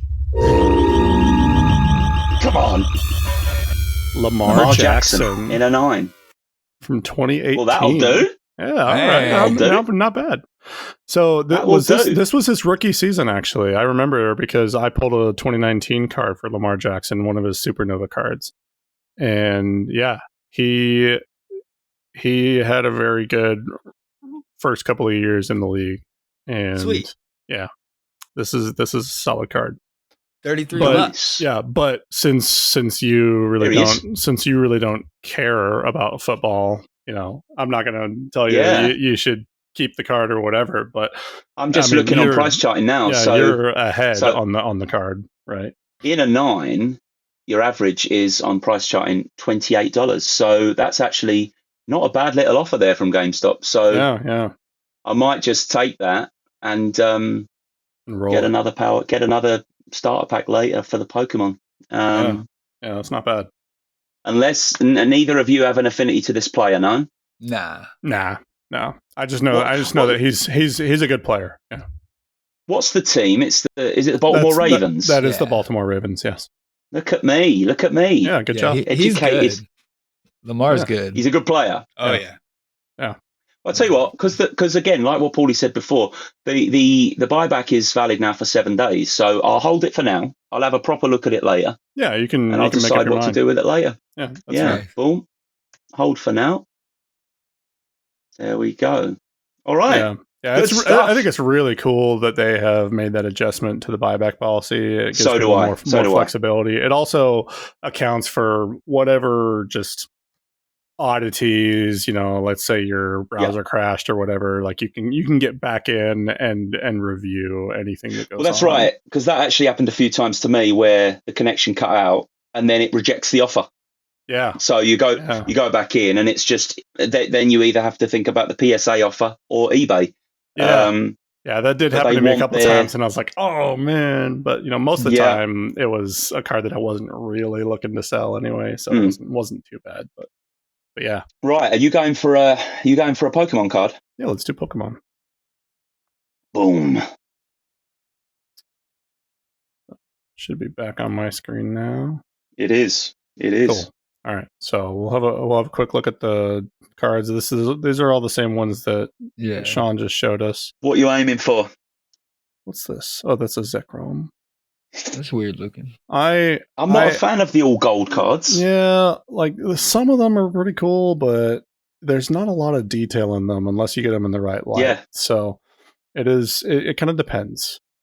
But I am generally a sucker for a good Pikachu card. If you pull that, I'm going to be so devastated. If I take it, I really want that card. I really want that card. I would always be down for a trade for a certain Charizard. I'm just saying. But no, like anything from the original 151 is always a good pull in my book. Yeah, If I'm pulling a vintage Pokemon from pre-2000, I am very likely to hold it. Yeah. And just in general, whether it's English or Japanese, I'm pretty likely to hold it. Not always, but that's more than likely how it's going to go. So I'm just looking at. I would actually like the trainer card as well. This one down right here. There. Yeah. No. Sorry. The white one. The white one on the right there. This one, Lily. Because it's got a Clefairy in it. Oh yeah, that's pretty cool. And also because now that I can click on them, I can see them a bit better. The second one in at the top, which is the Snorlax and Eevee. Oh yeah, this is a pretty cool team up card. Yeah. Yeah. And there are some really neat like tag team and team up cards, as well as I just found out either yesterday or the other day. There's a database that someone has put together on a Google sheet of all the cameos that Pokemon have made across all of the series, and it is extensive, let me tell you. So like this trainer card that you pointed out for Lily, this would show up on the cameo database for Clefairy, because Clefairy is not mentioned on the card title, but Clefairy is pictured. So if someone is a completionist for a specific Pokemon and they're trying to collect all the cards that Pokemon appears on, then they would be looking for a Lily card, the Lily trainer card from this particular set, because Clefairy appears on it. But even though Clefairy is not named on it, so it's just kind of interesting how you can really get down a deep rabbit hole. And like, if you wanted to collect like all the Pikachu cards, good luck, because there are hundreds of them. It's it's quite depressing actually if you were trying to collect all of those. You're gonna get one right now. You're gonna get that. He's gonna get Charizard 1999 number 4. That's what he's gonna get. Come on. Oh man, from your lips to God's ears. You got it. So here we go. Come on. That is the only card that I have left in the 1999 base set to collect. Come on. English. Ralts. Oh, I've got that card. It's a 5. Are you serious? Wow. Oh, but it's still $20. It's a full art rare.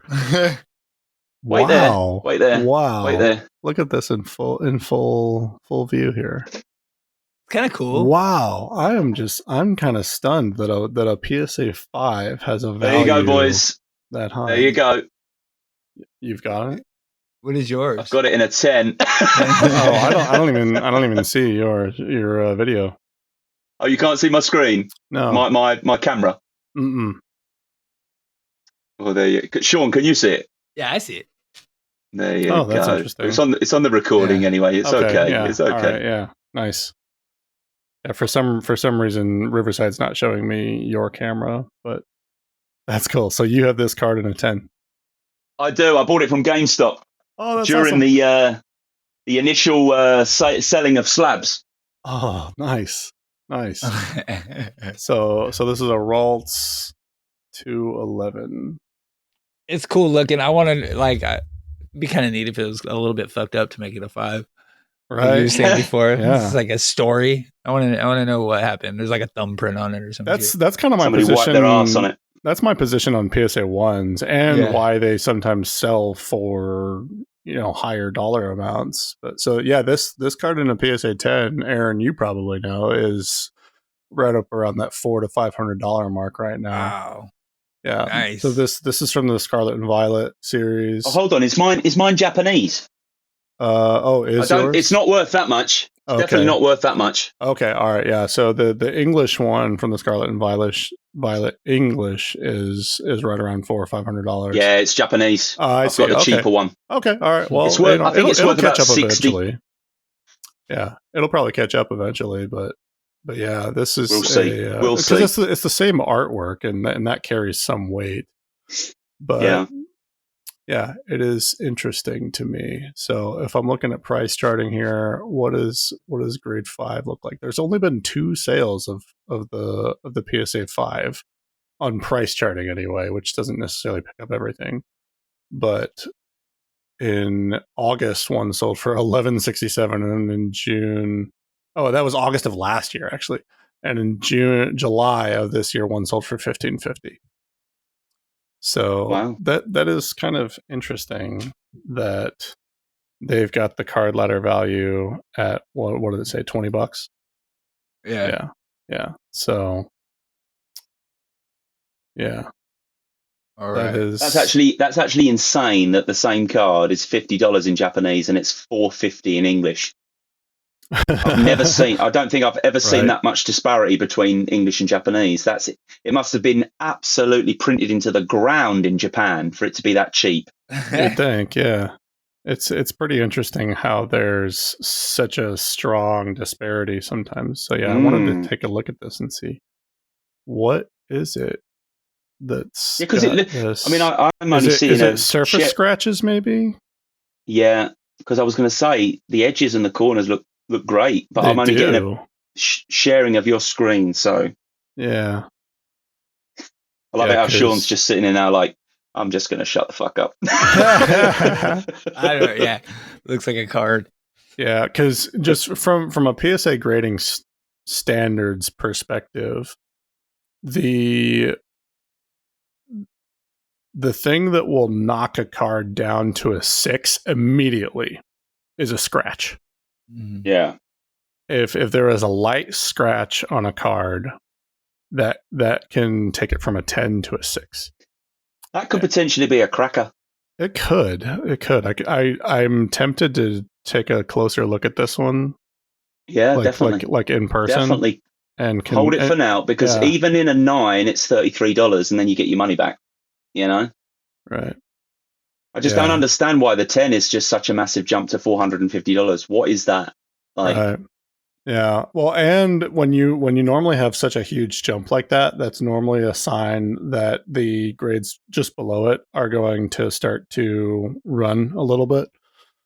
So, the PSA 9 is going to start to creep up. Yeah. So Right. Yeah. But yeah, this one is very interesting to me. So, both these cards that I pulled didn't necessarily yield a return, but I'm very happy about the Bob Greasy card. Yeah. And the Ralts one is interesting more than anything. So yeah. Kind of tempted to ship both of those home if for no reason on the Ralts to just take a look at it and see if it's worth resubmitting. Yeah, definitely. And then on the Bob Greasy, just to maybe put it on display, because I also have a Drew Brees card in my collection, and he's also another member of our short quarterback club. Yeah. Our cradle of quarterbacks, where it doesn't matter how tall you are because you are a gunslinger. Yeah. I remember. Yeah, so this is one that I pulled from a silver pack, and so it was a loss on the value, but guess who doesn't care? This guy. Yeah. Because this was his rookie card, which means all of the stats on the back are his Purdue stats, which I just think is so cool, right? So, yeah. So that's just a little bit about my fascination with, a couple of lucky football pulls. Nice. Right. Shall I go for my Pokemon one? Yep. It's gonna go hit. for it. You're gonna get that Ash and Pikachu card. If I'm gonna go nuts. Right. Okay. There we go. All right. For all the times that you have pulled worthless, not quite worthless, but cards, shitty diamonds and platinums. You're gonna say, aren't you? Yeah. Floor Guzzlords on your stream. Yep. Boom. Here we go. Come on. You can see my screen, right? All good? Yes. Oh, yeah. We're good. Here we go. Come on. All right. Sound on. Let's fucking go! Here we go. I believe in you. English. I just bought this card for my girlfriend. I literally just bought this card for my girlfriend on eBay. No way. But in a 9. And I've just pulled it in a 6. Nice. So I'm happy with the card. Yeah. I'm not happy with the grade. Right. So I think what we'll do is we'll just quickly hold that for now. Go like that. Look at it in the collection and take a closer look with the tooltip there. And then we'll quickly go like this, and we'll quickly go like that. Oh shit! And then we're gonna do another one. We'll quickly go like that because I've got 100 sitting in the balance. You're gonna use your. But no, hold on. No, I'm going to stick to my theory that silvers are better than golds. So, all right. Let's have a look. Alakazam. That Alakazam is pretty please. sick. Yeah, that Charizard's dope. Let's go. The first edition Alakazam is really Let's nice. fucking go. We're degenning live on the podcast. I sold a load of cards, so here we go. Come on. English. Sylveon EX. Nice. 39. That card is going to appreciate. That's a hold. Yeah, that's a Surging Spark Sylveon in a 10. That price is wrong. I'm pretty sure that I've pulled it before, but in a 9. So the fact that I've got it in a 10. Yeah. Right, one more. The price is wrong, bitch. This is I get this on a daily basis in my life, Last one. All right, you got this. Come on. I'm happy with that Sylveon, to be fair. Yeah, that's a really nice one. I think that's one where it could be just so new. Whoa! That's okay. That's all right. Okay, all right. It's not a 99 Blastoise, but it has the same. I thought it was 99. It's the same artwork, which is what it had me reacting. It's same. Yeah, same. It's the same artwork. Honestly, with a slightly different background, right? Happy with the Blastoise. Happy with Sylveon. And the only one I wasn't happy. I was happy with the football card. Yeah. And I'm just not really happy with the Jigglypuff in a 6. But like I said, I've literally just bought that card for my girlfriend in a 9. And it's sitting at my sister's house in America. So nice. There we go. All right. Sorted. How about that? That was fun. I'm We are done. I'm gonna do a $25 Pokemon real quick. Just real quick. Nice. Ooh. Nice. Yeah. We'll Stop. Do You watch him pull that Pikachu, and I'm going to go crazy. I'm also getting a bit drunk off this rum, so maybe I should stop. Let's see. Hey, how much more rum would it take for you to feel like you want to trade that Charizard? I'm just asking for a friend. All right. $25 Pokemon. You're on silver. You're on silver. You're on silver. Am I? No, he's No, on no. starter. Yeah, I got it. It says silver on the animation on the left. Oh, it'll fix itself. It does say that, but it says starter up top and $25 on the bottom. Yeah, So, no problem. Here we That go. is an interesting observation. Let's go. And Japanese. you still got the silver animation. Nice. It's a good card. Nice. Yes. There you go. There you go. Nice. That is really interesting. It still did the silver animation, I think. Did it? Yeah, it looked like the silver beam behind the card. Oh, so you can take in the buyback straight away. So I could do this one and the other one and have $50. I think so. Wait. Let me think. About that. Let me check that card. Because your other one was like what, $25.60, I think. Yeah. Let's see. Can hold it for now, right? Yeah. Yeah. So is it Japanese? Yeah, Japanese. Yeah, if your other one was $25.60 as the offer, then you're gonna have $24.06 after the fees on that one. Oh yeah. What do you think? Take the buyback. That's a good offer because it's on the Glaceon. 26.05 on price charting, and there's been a couple of sales for like 30, 33, but in general, it's a $25 card. All right. So what do I got to do? I got to go to my collection. Offers. Open up the Glaceon. Yeah. Nice. Review offer. I like that one. I'm going to keep that one. The Pokemon. All right. So that one, I'm going to get rid of both these fuckers. He's taking it. So the thing is, you haven't got enough for another silver, but you've got enough for another. Well, I got the 30 here. Yeah. Shouldn't it? Yeah, but once you take the offer plus the fees. Mm-hmm. I don't know though. I might just keep this one then. Now, have you set up your wallet yet? Oh no, I'm gonna stop. I'm just gonna stop. You're gonna have to set up your wallet before you can actually use it. So doesn't take long, but yeah, you can do it later. It'll just take a few minutes. All right. Yeah. Well, I'll do that later. I'll keep the. I'll keep the other one. You can do that, and then you'll be able to use your funds. All right, I got rid of that sorry ass card. All right. Let's take a quick little break. We'll come back. Yeah. We'll talk about the week in review. We can maybe talk about Cat Day a little bit, and see if there's any 10, and then we'll get out of here. We'll be right back. Still, with each cycle, it becomes a bit more pertinent this time around, but it's just that's why I talked about that in that GameStop video I did, right? Because it's just like the same shit, same old shit, dog, just a different cycle. Here we go again. Same old bear dogs, just a different cycle. Here we go again. All right, we're back. So that was a lot of fun, guys. That was I started to immediately go degenerate at the end there. Start trying to figure out how to like change my account and stuff, or this is the way. Yeah, that is the way. And I was like, I did all right though. That last pull was pretty nice. So I think I might keep that one. I got anyone who thinks that power packs are not going to be a flywheel for GameStop just simply has not experienced it for themselves. Yeah, it's a lot of fun. Yeah. So okay, let's see. So we'll talk about the week that was. It started off. I don't know. It was kind of a shitty week.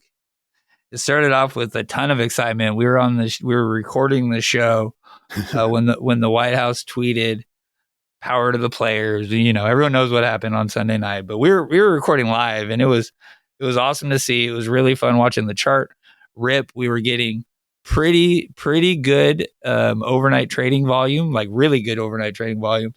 All signs that, you know, on top of the other signs of like part of the month that we're in, part of the cycle, you know, bear beware, whatever. All were signs of very positive things for the week to come. And then it didn't happen that way.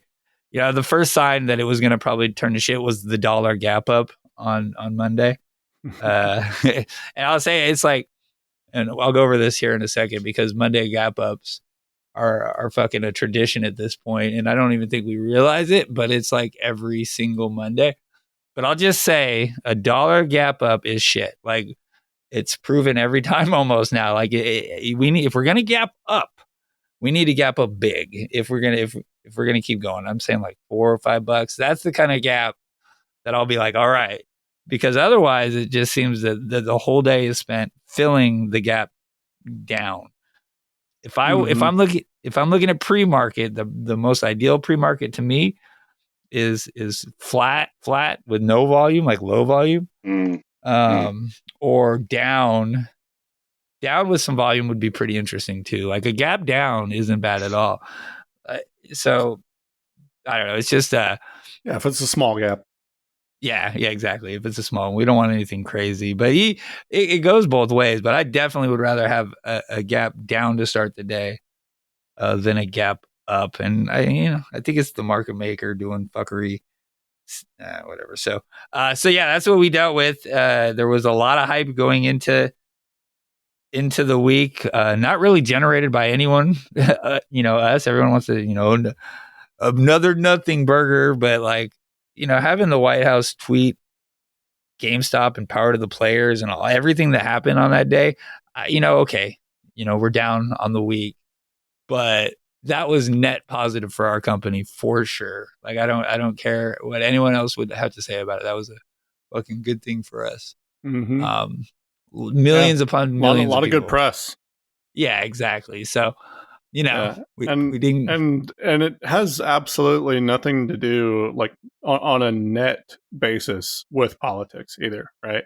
Yeah. Like, I mean, this is more about PR and exposure, and as far as we're concerned, it doesn't seem like GameStop started this or goaded the White House into entering the conversation. Like, I mean, they did. Yeah. They put out what you might style as an executive order, type of, declaration on the console wars being over, which was just kind of funny. But anybody could have done that, and that doesn't necessarily guarantee that the White House is going to go full not at all meme mode on just turning that into a PR campaign about your company. So, that doesn't really make it a political thing for GameStop. So, I mean, I reposted a quote from the article that was written about it earlier this week, where, there were sources close to the company who, we'll probably never know who they were. Definitely not Toast. And it's definitely not Joe Fonicello. It was definitely not the guy feeding quotes to the person writing the article. Great job, Joe, by the way. Oh my God. Congratulations, by the way. Just in general, awesome job, social media team. Joe, great job, Toast. Like, that's so cool. Good job. Really, really proud of the work that they're doing. And so, like, I had just kind of quoted some of the work from that, and someone blocked me over it just because I was quoting something that was in an article written about GameStop, because they assumed that I was taking a political stance on it. I'm like, I'm sharing the news. Like, this is happening in front of our eyes. You don't have to assume that everything has a political tilt to it. Like, it would not matter to me which administration was running the country. If the same thing happened, I would be covering it in the same way. So yeah, it was awesome. It's irrelevant as far as I'm concerned. So if anybody got butthurt about the fact that it was a Trump White House, covering this, you probably need to, check your political bias at the door and just, focus on the facts of what's happening here. And it's that part's not important, I think. No, and look, I'm not the biggest Trump fan. Right. Monday was a weird day for sure because I'm like, I can imagine, right? yeah, I'm like quote tweeting Elon, and I have Elon muted. Like yeah. So it's kind I of remember funny. you sharing a screenshot about that. Yeah, it's that kind of day where you got like your tweet, which has almost 1,000 likes, is of someone that you have muted. So Mhm. I don't know. It was that kind of day, but if you got Elon tweeting on posts about your company in the White House, like you gotta enjoy that a little bit. And I know that the Trump stuff, especially with the Reddit people, they do not like MAGA RC or any of that stuff. But Mhm. sometimes you gotta just put the politics out of your mind, which is Right. hard for me to say even. So we don't even. Yeah. So and that can be challenging for some folks. And so, like, I guess at the end of the day, it just becomes a question of, is your political bias relevant to the way you invest your money? And if it is, then maybe that should influence your decision on whether you stay in or invest in a company. But if it isn't a part of your investment thesis, then yeah. Well, I don't know what company. Right. What company you're going to invest in that isn't? I mean, they're all ran by affected somehow, right? Yeah. So I think if you're trying to make too many political decisions or too many money or investment decisions based on the political winds, I think you're going to have a very hard time just staying invested in something. And I mean, that's a very volatile way to manage your portfolio. Yeah, the market might not be best if you're investing based on politics. Right. Yeah. Okay. All right. So Monday, I think we were green on the day. I just want to talk about these Mondays. So yeah. Because now that I've I want to play it. Like I think first off, sell the fucking open. But and that was the play I did. I did on Monday. That was perfect. That was the only day that I did well last week. But you should confirm that you're talking about options just in case. Only options. Yeah. Sell the open on calls. Sean Fitzzzy selling his stock. Yeah, no. He's selling his stock, everybody. Bloody wanker. That'll never. So like even going back to August 29th. So that's that was a holiday. I think it was a Memorial Day. So we started September 2nd. So there was no Monday that week. That was a 1.38% gap up. And I'm just taking the closing bar and then the next day's opening bar. Might be off a little bit because I'm zoomed out slightly on the hour or whatever. So that was September 2nd. Monday, September 8th, 2.2% gap up. That's not how we close. That's just how we open. September 12th, maybe not all the way. We got up to 2.29% up, but the open was 1.62%, just a 1.62% gap up. Monday, September 22nd, 5% gap up. Friday, September 26th, 4.3. Sorry, not Friday. Monday, September 20. Let's see what that Monday was. I have sorry, I'm off on my chart here. Either way, then, okay, the 29th. So the 29th was a 4.39% gap up. October 6th was a 1.77% gap up. October 13th, 2.32. October 17th, the 20th, 1.36. And then last week, we had a 5.39% gap up to start the week out. So it's the algo doing its thing. So like, I'm definitely not going to get excited in Sunday night trading until Kitty comes back. But, I don't know.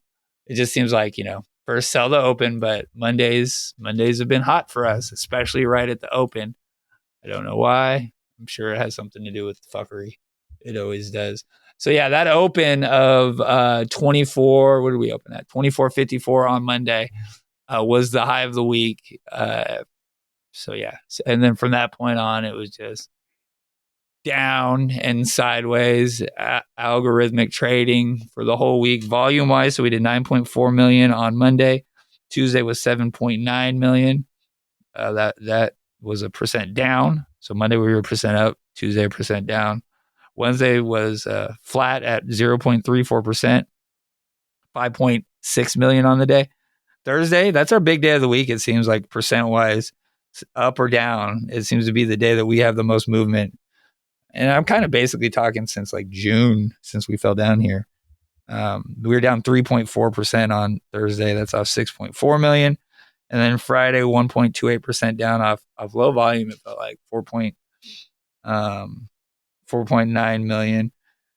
See, I talked about the gap up. There were some interesting things. I don't have the volume for Gmuse right now, but that thing is fucking pinned and it's kind of cool, I guess. But we're not. It's been a safe bet, or not, I guess safe, right? Like it's not moving. Basically, it's at $3 the whole time. We got Monday though. We did the whole gap up. Actually, I wanted to talk about that. I think it was Jake in the Discord. Like if you have a Gmuse on a day where we gap up in pre-market, there's an opportunity that you don't normally have if you're playing options. So there's a chance to sell in pre-market and take make a nice profit that you wouldn't get to if you're playing calls. And then, you could buy back later if you like. Cause I think I'm getting pretty excited with what the chances are for a Gmuse warrant squeeze kind of thing. I don't know. We're starting to see some things happen that are telling us at least that, it is a smaller kind of float and, we're seeing some big buys come in. We're seeing some weird activity. Like there was like a 800,000 share buy order at 309 on Thursday. And, there's only 57 million of them out there. So that thing's, it's a big order. And every time it tapped 9, it would just start filling a little bit. And then, but above it at like 325, there was a 10,000 share sell order. And so I put a tweet out like, pull that shit back. Like, I don't know. Do what you want with your money, whatever. But I'm rooting and I'm adding as I go Gmuse. So I definitely think we have a shot to do something good. I don't know though. I'm surprised they weren't just making fake shares. That's what I was saying in the Discord is like, oh shit, they're sitting there. They're not going to fill that until, I don't know. It just seems like we don't see that too much with GameStop. That's for sure. All right. So volume wise, the Muse are still doing well. Let's see, Monday was 1.3 million. Tuesday was 700,000. Wednesday was 1.2. Thursday was 1.4. And Friday was 500,000. Is that right? We're just low. Yeah. Friday wasn't fun. I don't know. It's exciting. I think the Gmuse, there might be more in store than what we all might be looking at right now. So yeah, volume kind of fell all week. That Friday was kind of a shit ending. So let's see.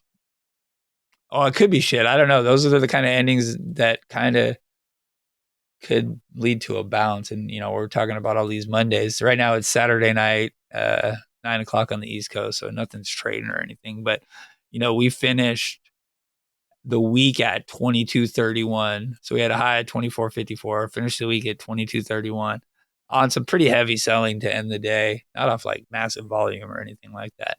But that puts us in a pretty nice position with the low that we got the Wednesday before on the 22nd of 22.24. So GME loves to fucking double bottom as much as it loves to double top. And we're coming very close to a nice like double bottom. So that's one of the things that I like to maybe keep an eye on for sure. We've done this quite a bit since like 22-ish has been our floor since we got down here in June. So we've bounced around here. Higher lows every time, by the way. We'll see if that holds because we're right up again. Oh, maybe not. That 22 was a little bit of a lower low from the start of September. We made a little gap on Wednesday to Thursday because we gapped down. So there's a gap between 23.40 and 23.27 above us. Otherwise, it's just a YOLO gap below us. I don't think we're going anywhere near that. All you 19 fuckers out there, it's not happening. And I'll say it now. I had one dude try to bet me to if it hits 19 before 33, I got to delete my account. I'm like, I'm not deleting shit, bro. Like, you're crazy. I've been out here for 5 years. I'm not fucking deleting shit over a stupid ass bet. But I do believe it enough that I consider taking it, because 19 I don't think it's happening at all. Yeah, I mean, we can kind of talk about what could happen, but Paulie, are you seeing anything on the chart right now? How's it looking for you? Yeah, I think you covered a lot of the most important things, and I'm trying to make sure that my headphones don't die on me too. Yeah, we've been here long again. Yeah, it's a good thing. Yeah, you covered a lot of really good things. It is noteworthy below the Gandalf line, which is, in my mind, a time to get bullish. This is something to keep an eye out. You want to look for reversal opportunities. That's, the Gandalf line has been a reliable reversal point / just a, falling below that line is not necessarily a sign that we should panic or anything. And I talked about this a little bit on a post on X, and it was one of those things that I made a mention of in my video on Fibonacci channels as well, where it was like, oh, well, that's, interesting that in the past there was a significant dip below that line that preceded both of the previous squeezes. But what I just kind of rest on this time around is that GameStop is a fundamentally different company than it was both of those times. And it is not impossible, but a little bit inconceivable for GameStop to dip that far below that line again, just because if it were to get down to comparable levels, I mean, we would be talking about 11 or 15 or 16 or $17 per share in order for it to be a comparable dip before the rip, if you will. Yeah. And if that were to happen, then it would be completely irresponsible for the company to not do a massive buyback with the amount of cash that they have on hand. So something once you get below that cash line, I feel like, which is right around $20 now, I think. Mm-hmm. I think it's a little over $20 per share is the amount of cash reserves that they have. So I mean, they just, if we start dipping. Yeah, they have the available defense to sort of, I would say, prevent that kind of a dip. But let's say I'm wrong and that does happen. That's still a bear trap. Like it doesn't even matter how far they can short it. Like they could short it to $1. It's still a bear trap because GameStop can't go bankrupt at this point. So the price is wrong. We know that. And so it doesn't matter how much FUD people are able to push. It doesn't matter how low they're able to push the price. As someone so eloquently put it, I wish I knew who we could originally attribute this quote to, because it's so funny and it's so true. I can stay retarded longer than you can stay solvent. Yeah. That's a good one. And we can just hold and continue to add at whatever price they give us. And if they decide to lower the price, just block out the noise. It doesn't matter what people are saying. I will remain bullish, and I will get more bullish if the price dips further. Yep. So, come at me. I don't care. Is that how the stock market works? You're supposed to enjoy buying at lower prices. Is that what happens? That's what I do, and there are a bunch of furus out there who would be glad to sell you a Discord membership, who love to just crap all over the stock and tell you that Ryan Cohn's doing a terrible job and that Right. this is a terrible position to be in because the stock is low right now, as if Ryan Cohen is out there pushing the buttons himself, because they completely forget this is a manipulated market and that institutions lower the price on securities for many reasons, one of them being because they want to accumulate it themselves. Yep. You're about to start seeing those too. Right. Yeah. Sometimes they do it because they are legitimately trying to send companies out of business. Right. But we know at this point that that's not on the table for GameStop. So what's another reason that they would want to suppress the price? Because they're trying to get long. Yeah. They're loading up. That's what's going on. And we see it every quarter when the filings come out. Yes. Which start now, between now and the middle of this month, start getting those. So yeah, they're fucking loading up. Of course they want to keep the price down while they do that. Yeah. Yeah. And while they're doing that, there are people out there who are trying to get you to believe that this is not going to ever squeeze. It's not ever going to work out. The price is going to stay suppressed in this box forever. And no matter what Ryan Cohen does, because he's terrible at his job, that you're never going to make any money on your investment. There are people who would love you to believe that. But if you actually read the earnings reports, you actually look at what the company is doing, and you actually do just even a little bit of basic technical analysis, you can tell that all of that is wrong. Oh yeah. And you don't even have to take my word for it. Like, all you got to do is use a fraction of your brain cells available and look at the data in front of you. We were just talking about it. Yeah. At the beginning of the show, like quarter 3 is going to be fucking awesome. Quarter 2 is awesome. Like, you know, the price is suppressed. The price is wrong, bitch. Guess what? It's always been like that. Like, they're all new. And you know, it's funny, Paulie, they're all our Discord like sellers, huh? Like all of the loudest ones are the ones who have a Discord to sell. Yeah. Look at their motivation. Yeah. Kind of interesting. Oh, they're the smart ones. Yeah. And I used to pay a subscription for some of those. Yeah. I did. And I'm so glad that I don't anymore, because I am a smarter trader now because I don't. Yeah. Some people want someone to tell them their trades, and apparently they think shitting on Ryan Cohen is what will make them sell more Discord subs. I don't know. I can't. That like just fucking bullshitting on X all day in a way to try to like con people into coming and paying you to go in their Discord. Just sounds like a fucking. Do you know what I do subscribe to though? What's that? Do you know what I do subscribe to? GameStop's notifications on Twitter. Yeah. And they've GameStop just Pro memberships. shared What just happened? an extended post of the new Buck the Bunny game. Oh yeah. And I know that this was not on the agenda. We were talking about the chart, and but I shared a post yesterday saying that I'd seen it on the Mod Retro website and then it was available to buy.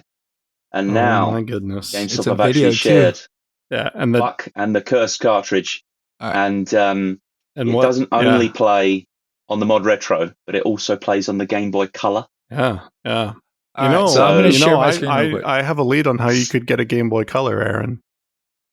I'm actually bidding for loads on eBay at the moment, but go on. Yeah. I was just gonna say, I told you, it's the low price of one Charizard. That's all. I remember now. Yeah, I remember now. You need to give me the Tommy. You need to give me the Tommy Hill figure one if you want the Charizard. All right, real quick, I'm gonna play it, and then we'll move on because we've been here heck long. Yeah. So they said Buck and the Curse cartridge. The only way out is to beat the game. Available now. That's an interesting reference, right? It is. Yeah.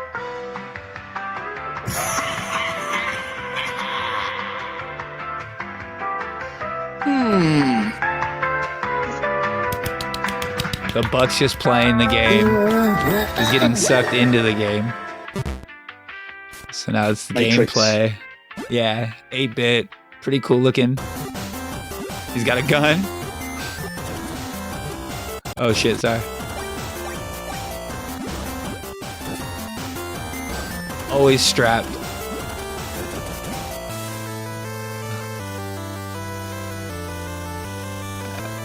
Alright, it's him just walking around the different worlds.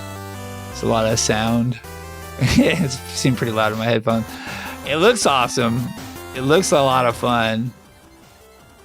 There's a snowboarding level. I'm already sitting on the website, about to order it now. All right. I was hoping to see what the last, because I know what the last world is. So that quote is kind of interesting. The only way out is to beat the game. The last world is the moon. What? Yes. Is it really the mystery world? Yeah. Oh no, that we don't know. No, that's the one before the last one. Oh, okay. Yeah. All right. And I will also say there's a thread on the subreddit Ask Reddit from 5 years ago, November 14th, 2020. That says, "You are trapped in your favorite video game. The only way out is to beat the game. How do you manage to escape?" Uh-huh. Mm-hmm. So, I mean, I What's didn't the answer? intend to give us another hype date, but Yeah. that was November 14th, 2020, a thread on Reddit. Oh my God, really? Yeah. Interesting. Yeah. Right. That's good. Did you just search the term? Is that what you did? I did. I put it in quotes and I said the only way out is to beat the game, and I just started looking at search results Nice. and found something on Reddit that had that Well, exact that's fun. phrasing. Yeah, Buck the Bunny's got a game coming out. I think that's pretty cool. I'm gonna probably have to get a mod retro just for that, and then I will never play it. Just like all my other games. My fucking Battlefield adventure is pretty much over. I got a 0.44 kill death ratio. That's that's really bad. Nice. Yeah. So okay. So in terms of where we are in the month, we're still in a cycle. A lot of weird shit happens right now. I was looking back, even like Ortex had some weird data shit happen this time of year in 2022. Something between now and like say the end of next week, something has happened. November 3rd, it's happened. I'm just saying, like this part of the cycle, I'm going to give it through next week, and if we don't get if we don't catch a bid by next week, I'm probably going to be looking towards the end of November as our next chance to try to get up there into the 28s and fill that gap finally. But right now it's just, no volume or anything like that. I did want to talk about just, I guess, tinfoil. We'll go into it. There isn't like a ton except for, well, one, we're about to start coming back around on November and December tinfoil and New Year's Day tinfoil and all that shit. So that's kind of funny. I remember the 5th of November. So we got that coming. Remember the 5th of November, the gunpowder, treason, and plot. I know of no reason why the gunpowder treason should ever be forgot. First, the overture. Is that Friday as well? What is that? No, that would be Friday. Today's the 2nd. So the 5th is Wednesday. Yeah, first the overture. These are all tweets that I'll probably add. First, the overture.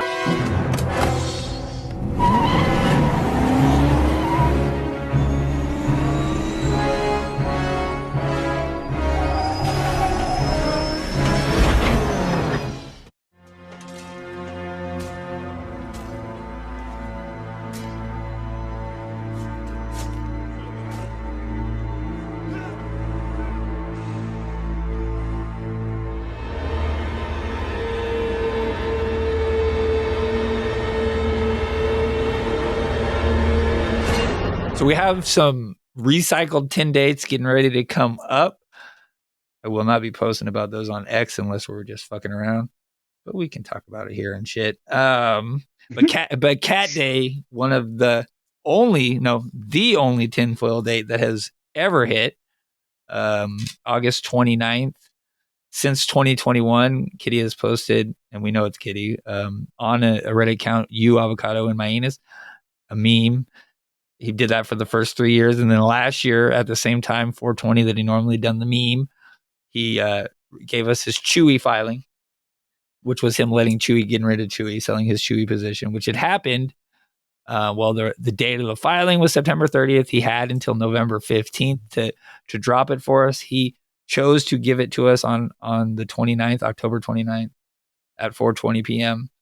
I think he sold his Chewy on 9/6 when he dropped the dog. There's a lot of 9/6 and 9/7. There's some heavy volume those days.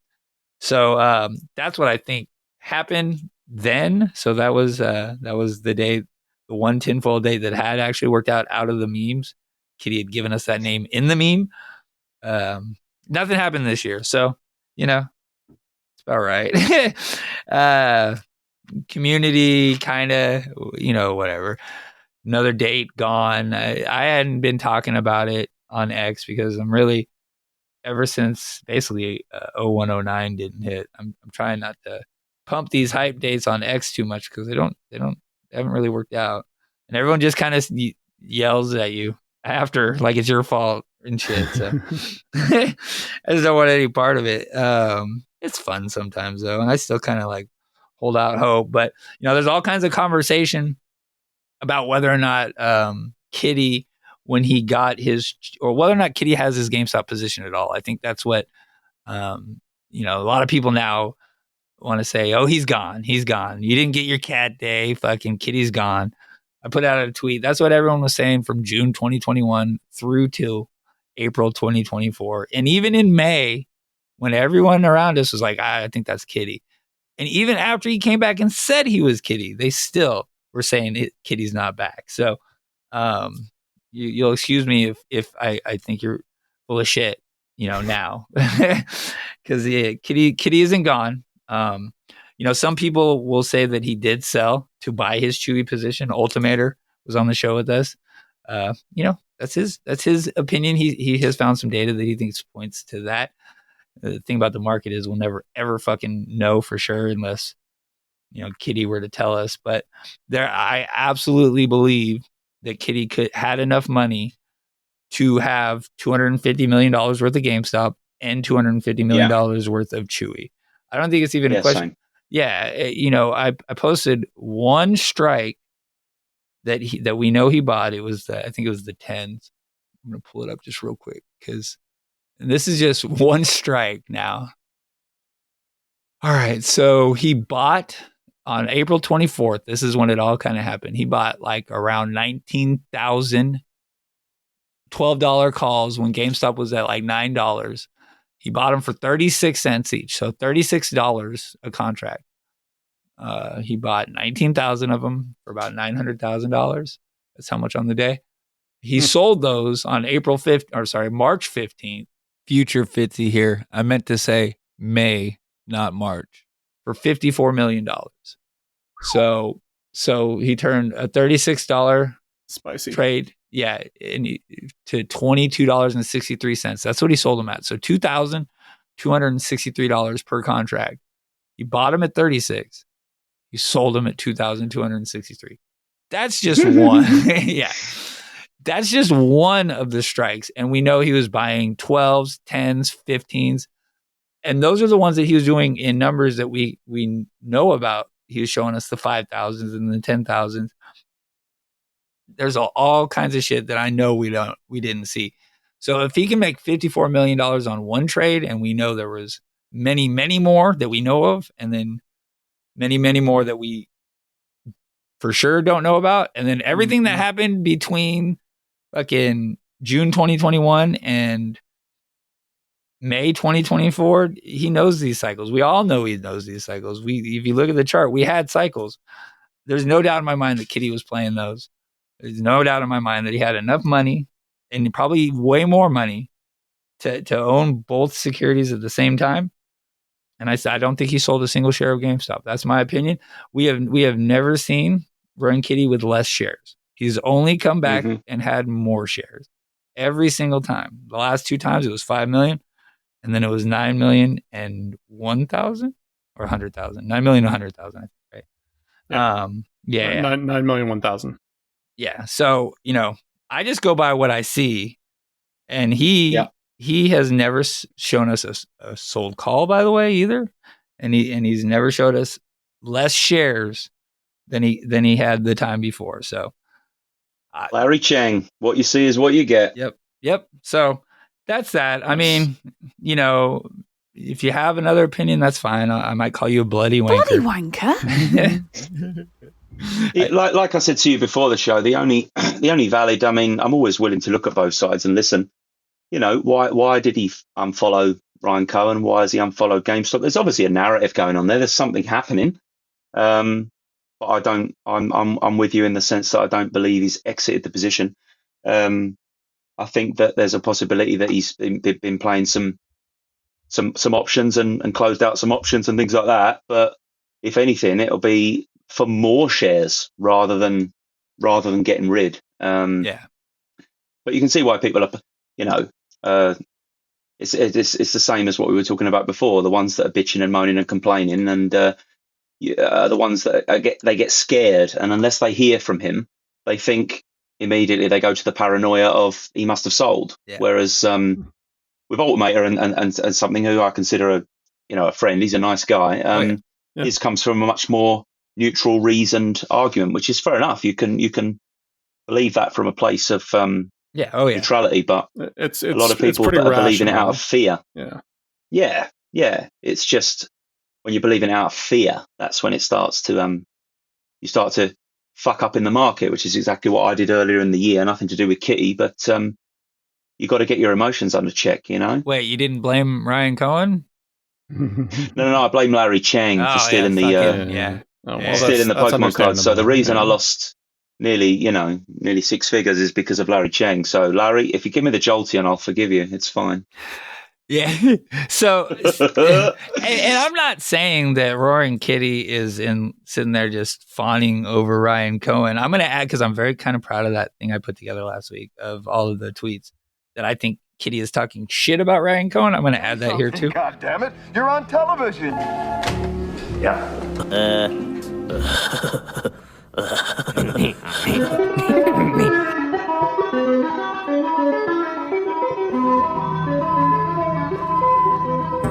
Let's talk about... I ain't talking about nothing. The bloody cup's a bloody king, bloody keep it bloody clean, bloody chief's a bloody swine, bloody draws the bloody line, a bloody fun and bloody game, the bloody kids a bloody blame, nowhere to be bloody found, anywhere in Chicken Town. Rock ain't about doing things perfect. Who can tell me what it's really about? Sticking it to the man? Yes. But you can't just say it, man. You gotta feel it in your blood and guts. If you wanna rock, you gotta break the rules. I mean, what I find fascinating about this is that there's an argument to be made that Roaring Kitty is actually running this company right now. Get a lot written today?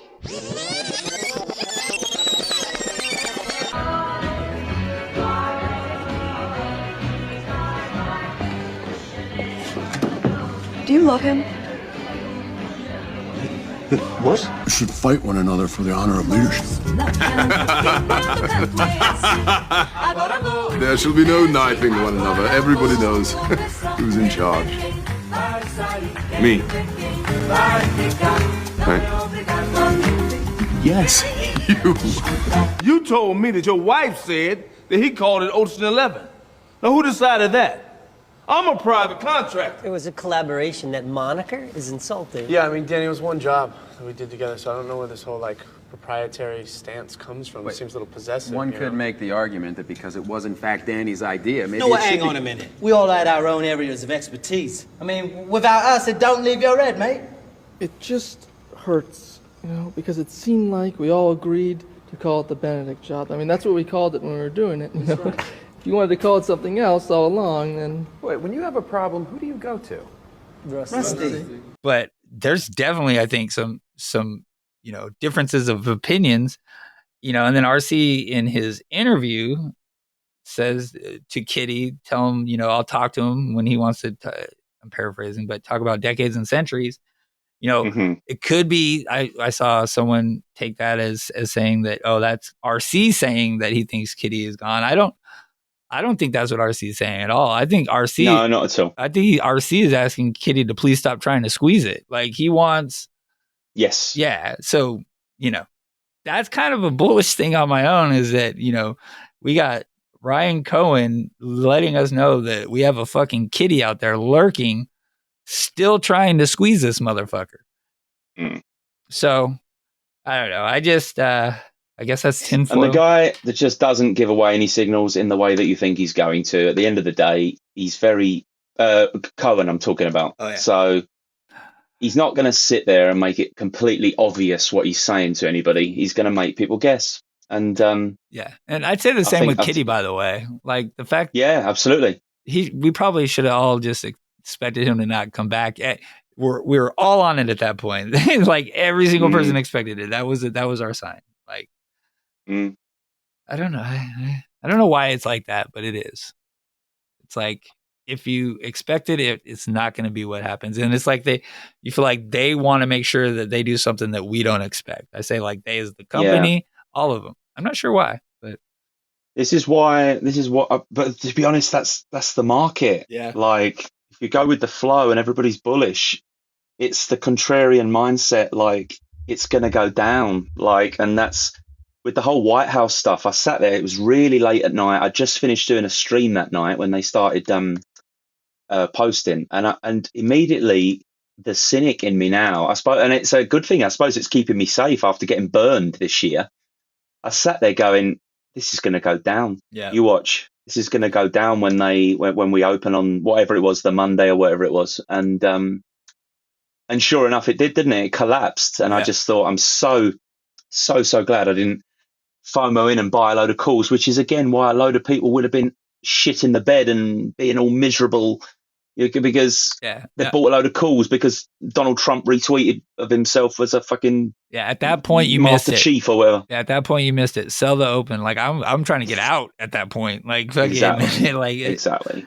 Take our moves. So okay. I don't know. I don't think I have any more tinfoil with that. I'm going to move on and do some announcements and get out of here. Through the tinfoil, move on. Well, I mean, that's some pretty good tinfoil. I think, Kitty's coming back. That's for sure. I thought I had like maybe something else, but I think he never left.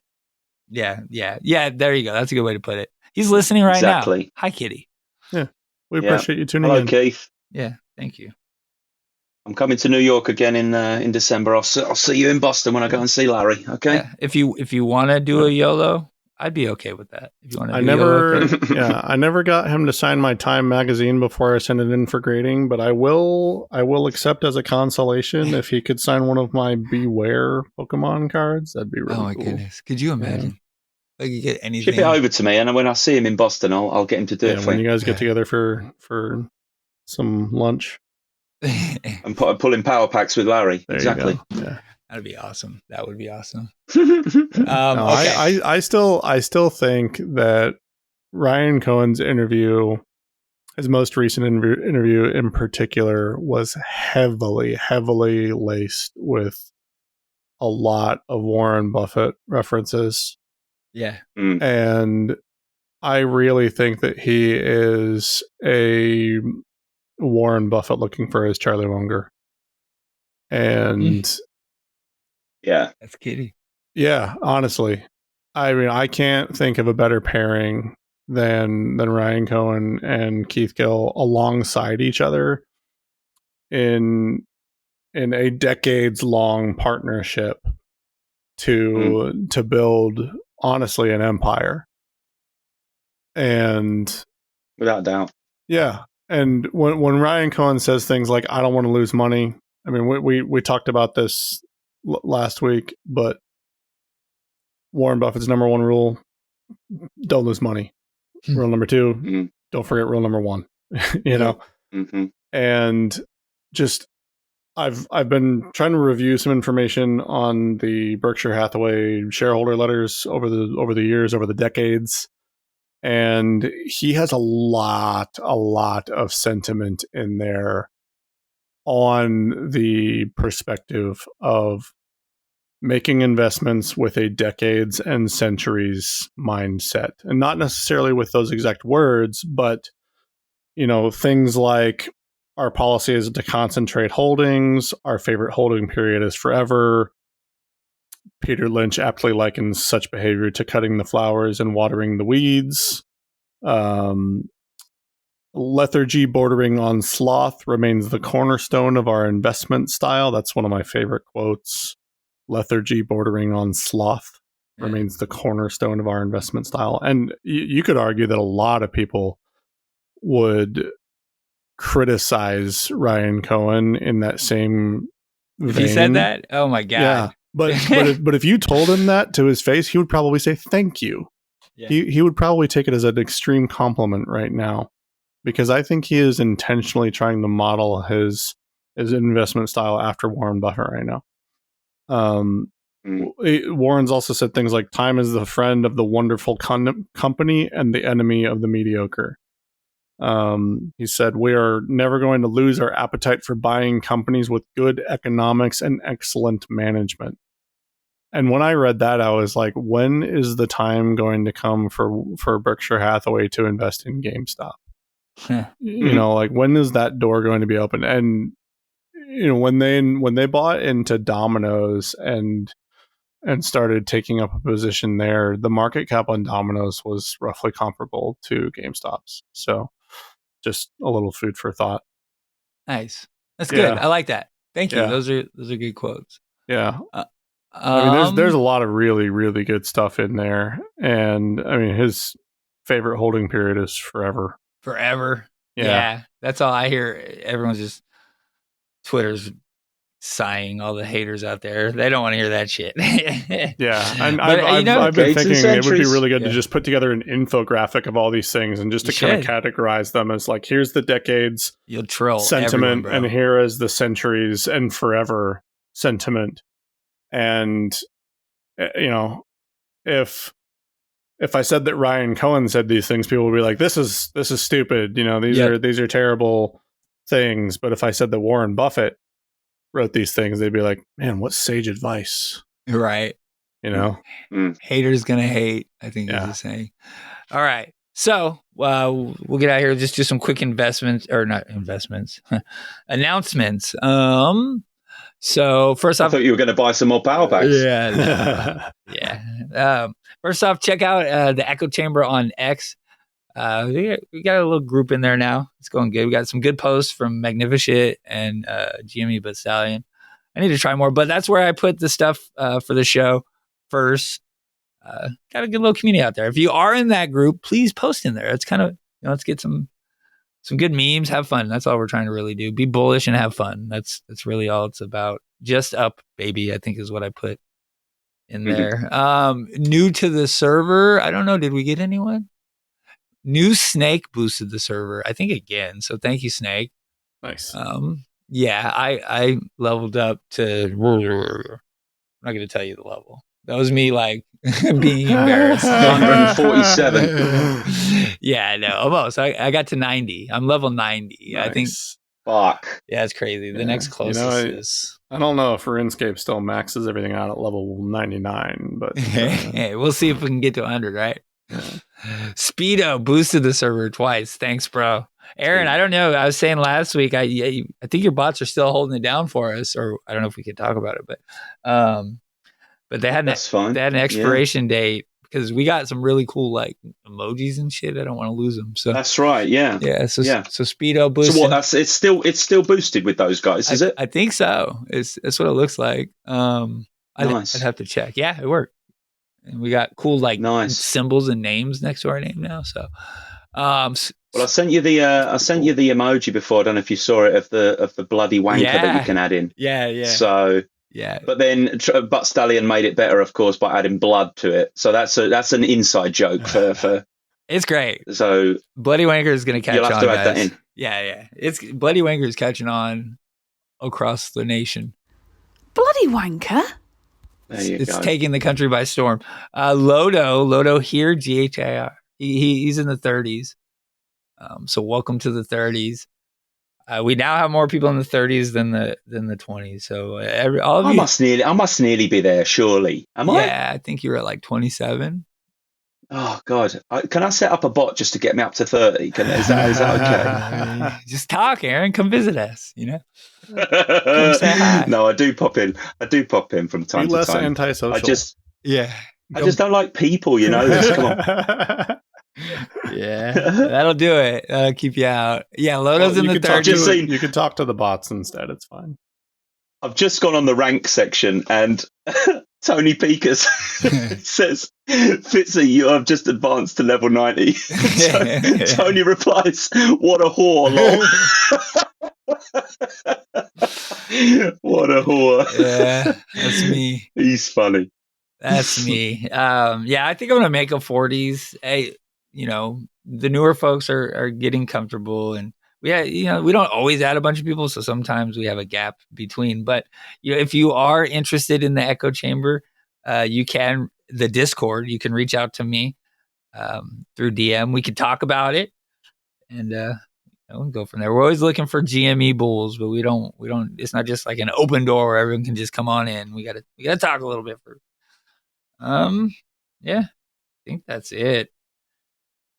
Paul, you were going to mention Richard, but I think we've run out of time, really, haven't we? What do you want to say? Go ahead. You got anything before we leave?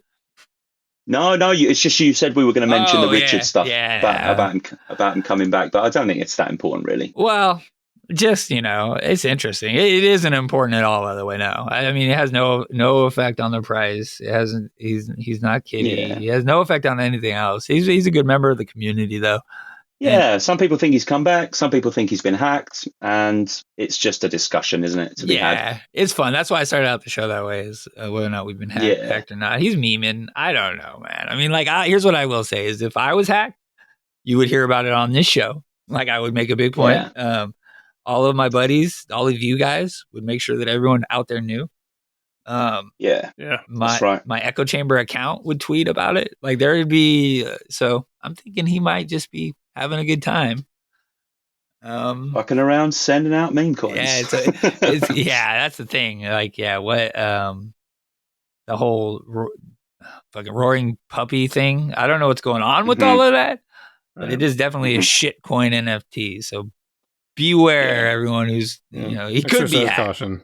Yeah, exactly. It could be a hack. Yeah, whether or not he's hacked, I have no idea. But when it comes to pumping crypto, I mean, just do your own research. And if you got anybody from our community with a decent following at all of a sudden pumping a shit coin, you should be concerned and look at that critically, because especially if it's not something we've ever done before. But who knows, man? Who knows? Sometimes, I mean, those people reach out over DM and offer good money. Like, you never know.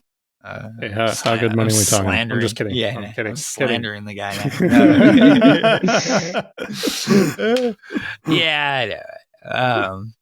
now. Fucking. I'll say Kith got his account canceled. That's sad. That's the one coin guy that I kind of like, is Kith. He got his account canceled? Yeah, he got his account canceled. So suspended, right? Suspended. Yeah, it's something about being, I don't know, time zones, whatever it was. So. I know that I saw that he had a new, Kith Guild 2, and I noticed his followers had dropped, and I just thought, that's him, by the way. Maybe, yeah, he's cool. But never really followed him. But yeah, he's quite funny. Yeah, he's very funny. He's one of the coins that I really kind of have always enjoyed. So he's one I will say, if you see him around, yeah, definitely. And he's a good GME guy, and he's not trying to fucking. He's a shareholder, and he's not. Yeah, that's it. I don't buy the coin. I just think he's funny. Yeah. So, all right. Yeah, that's fairly benign as far as I'm concerned. Yeah, he's not out there trying to say he's GME, like tricking people into thinking he's actually Keith fucking Gill and shit. That's not it. No, that's right. It's clearly a piss take. So that's what I'm okay with. All right, Aaron, you got anything before we get out of here? No, not really. Just shop GameStop, buy the new Buck game, and buy power packs. Check out the streams. That's probably about it, really. Yeah. Yes. Shop GameStop. Yeah, it's great advice. Paulie, what do you got before we get out of here? I mean, I don't know how I could possibly add anything more meaningful to that. That is sage advice from a good friend. So yeah, it's good stuff. Okay. Yeah. All right. Thank you.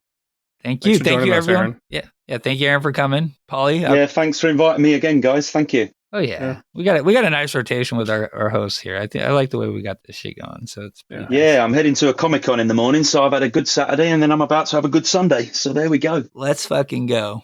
All right, guys. Thank you, everyone, for coming out. Shop GameStop. Thank you. Bye. Good night. Cheers.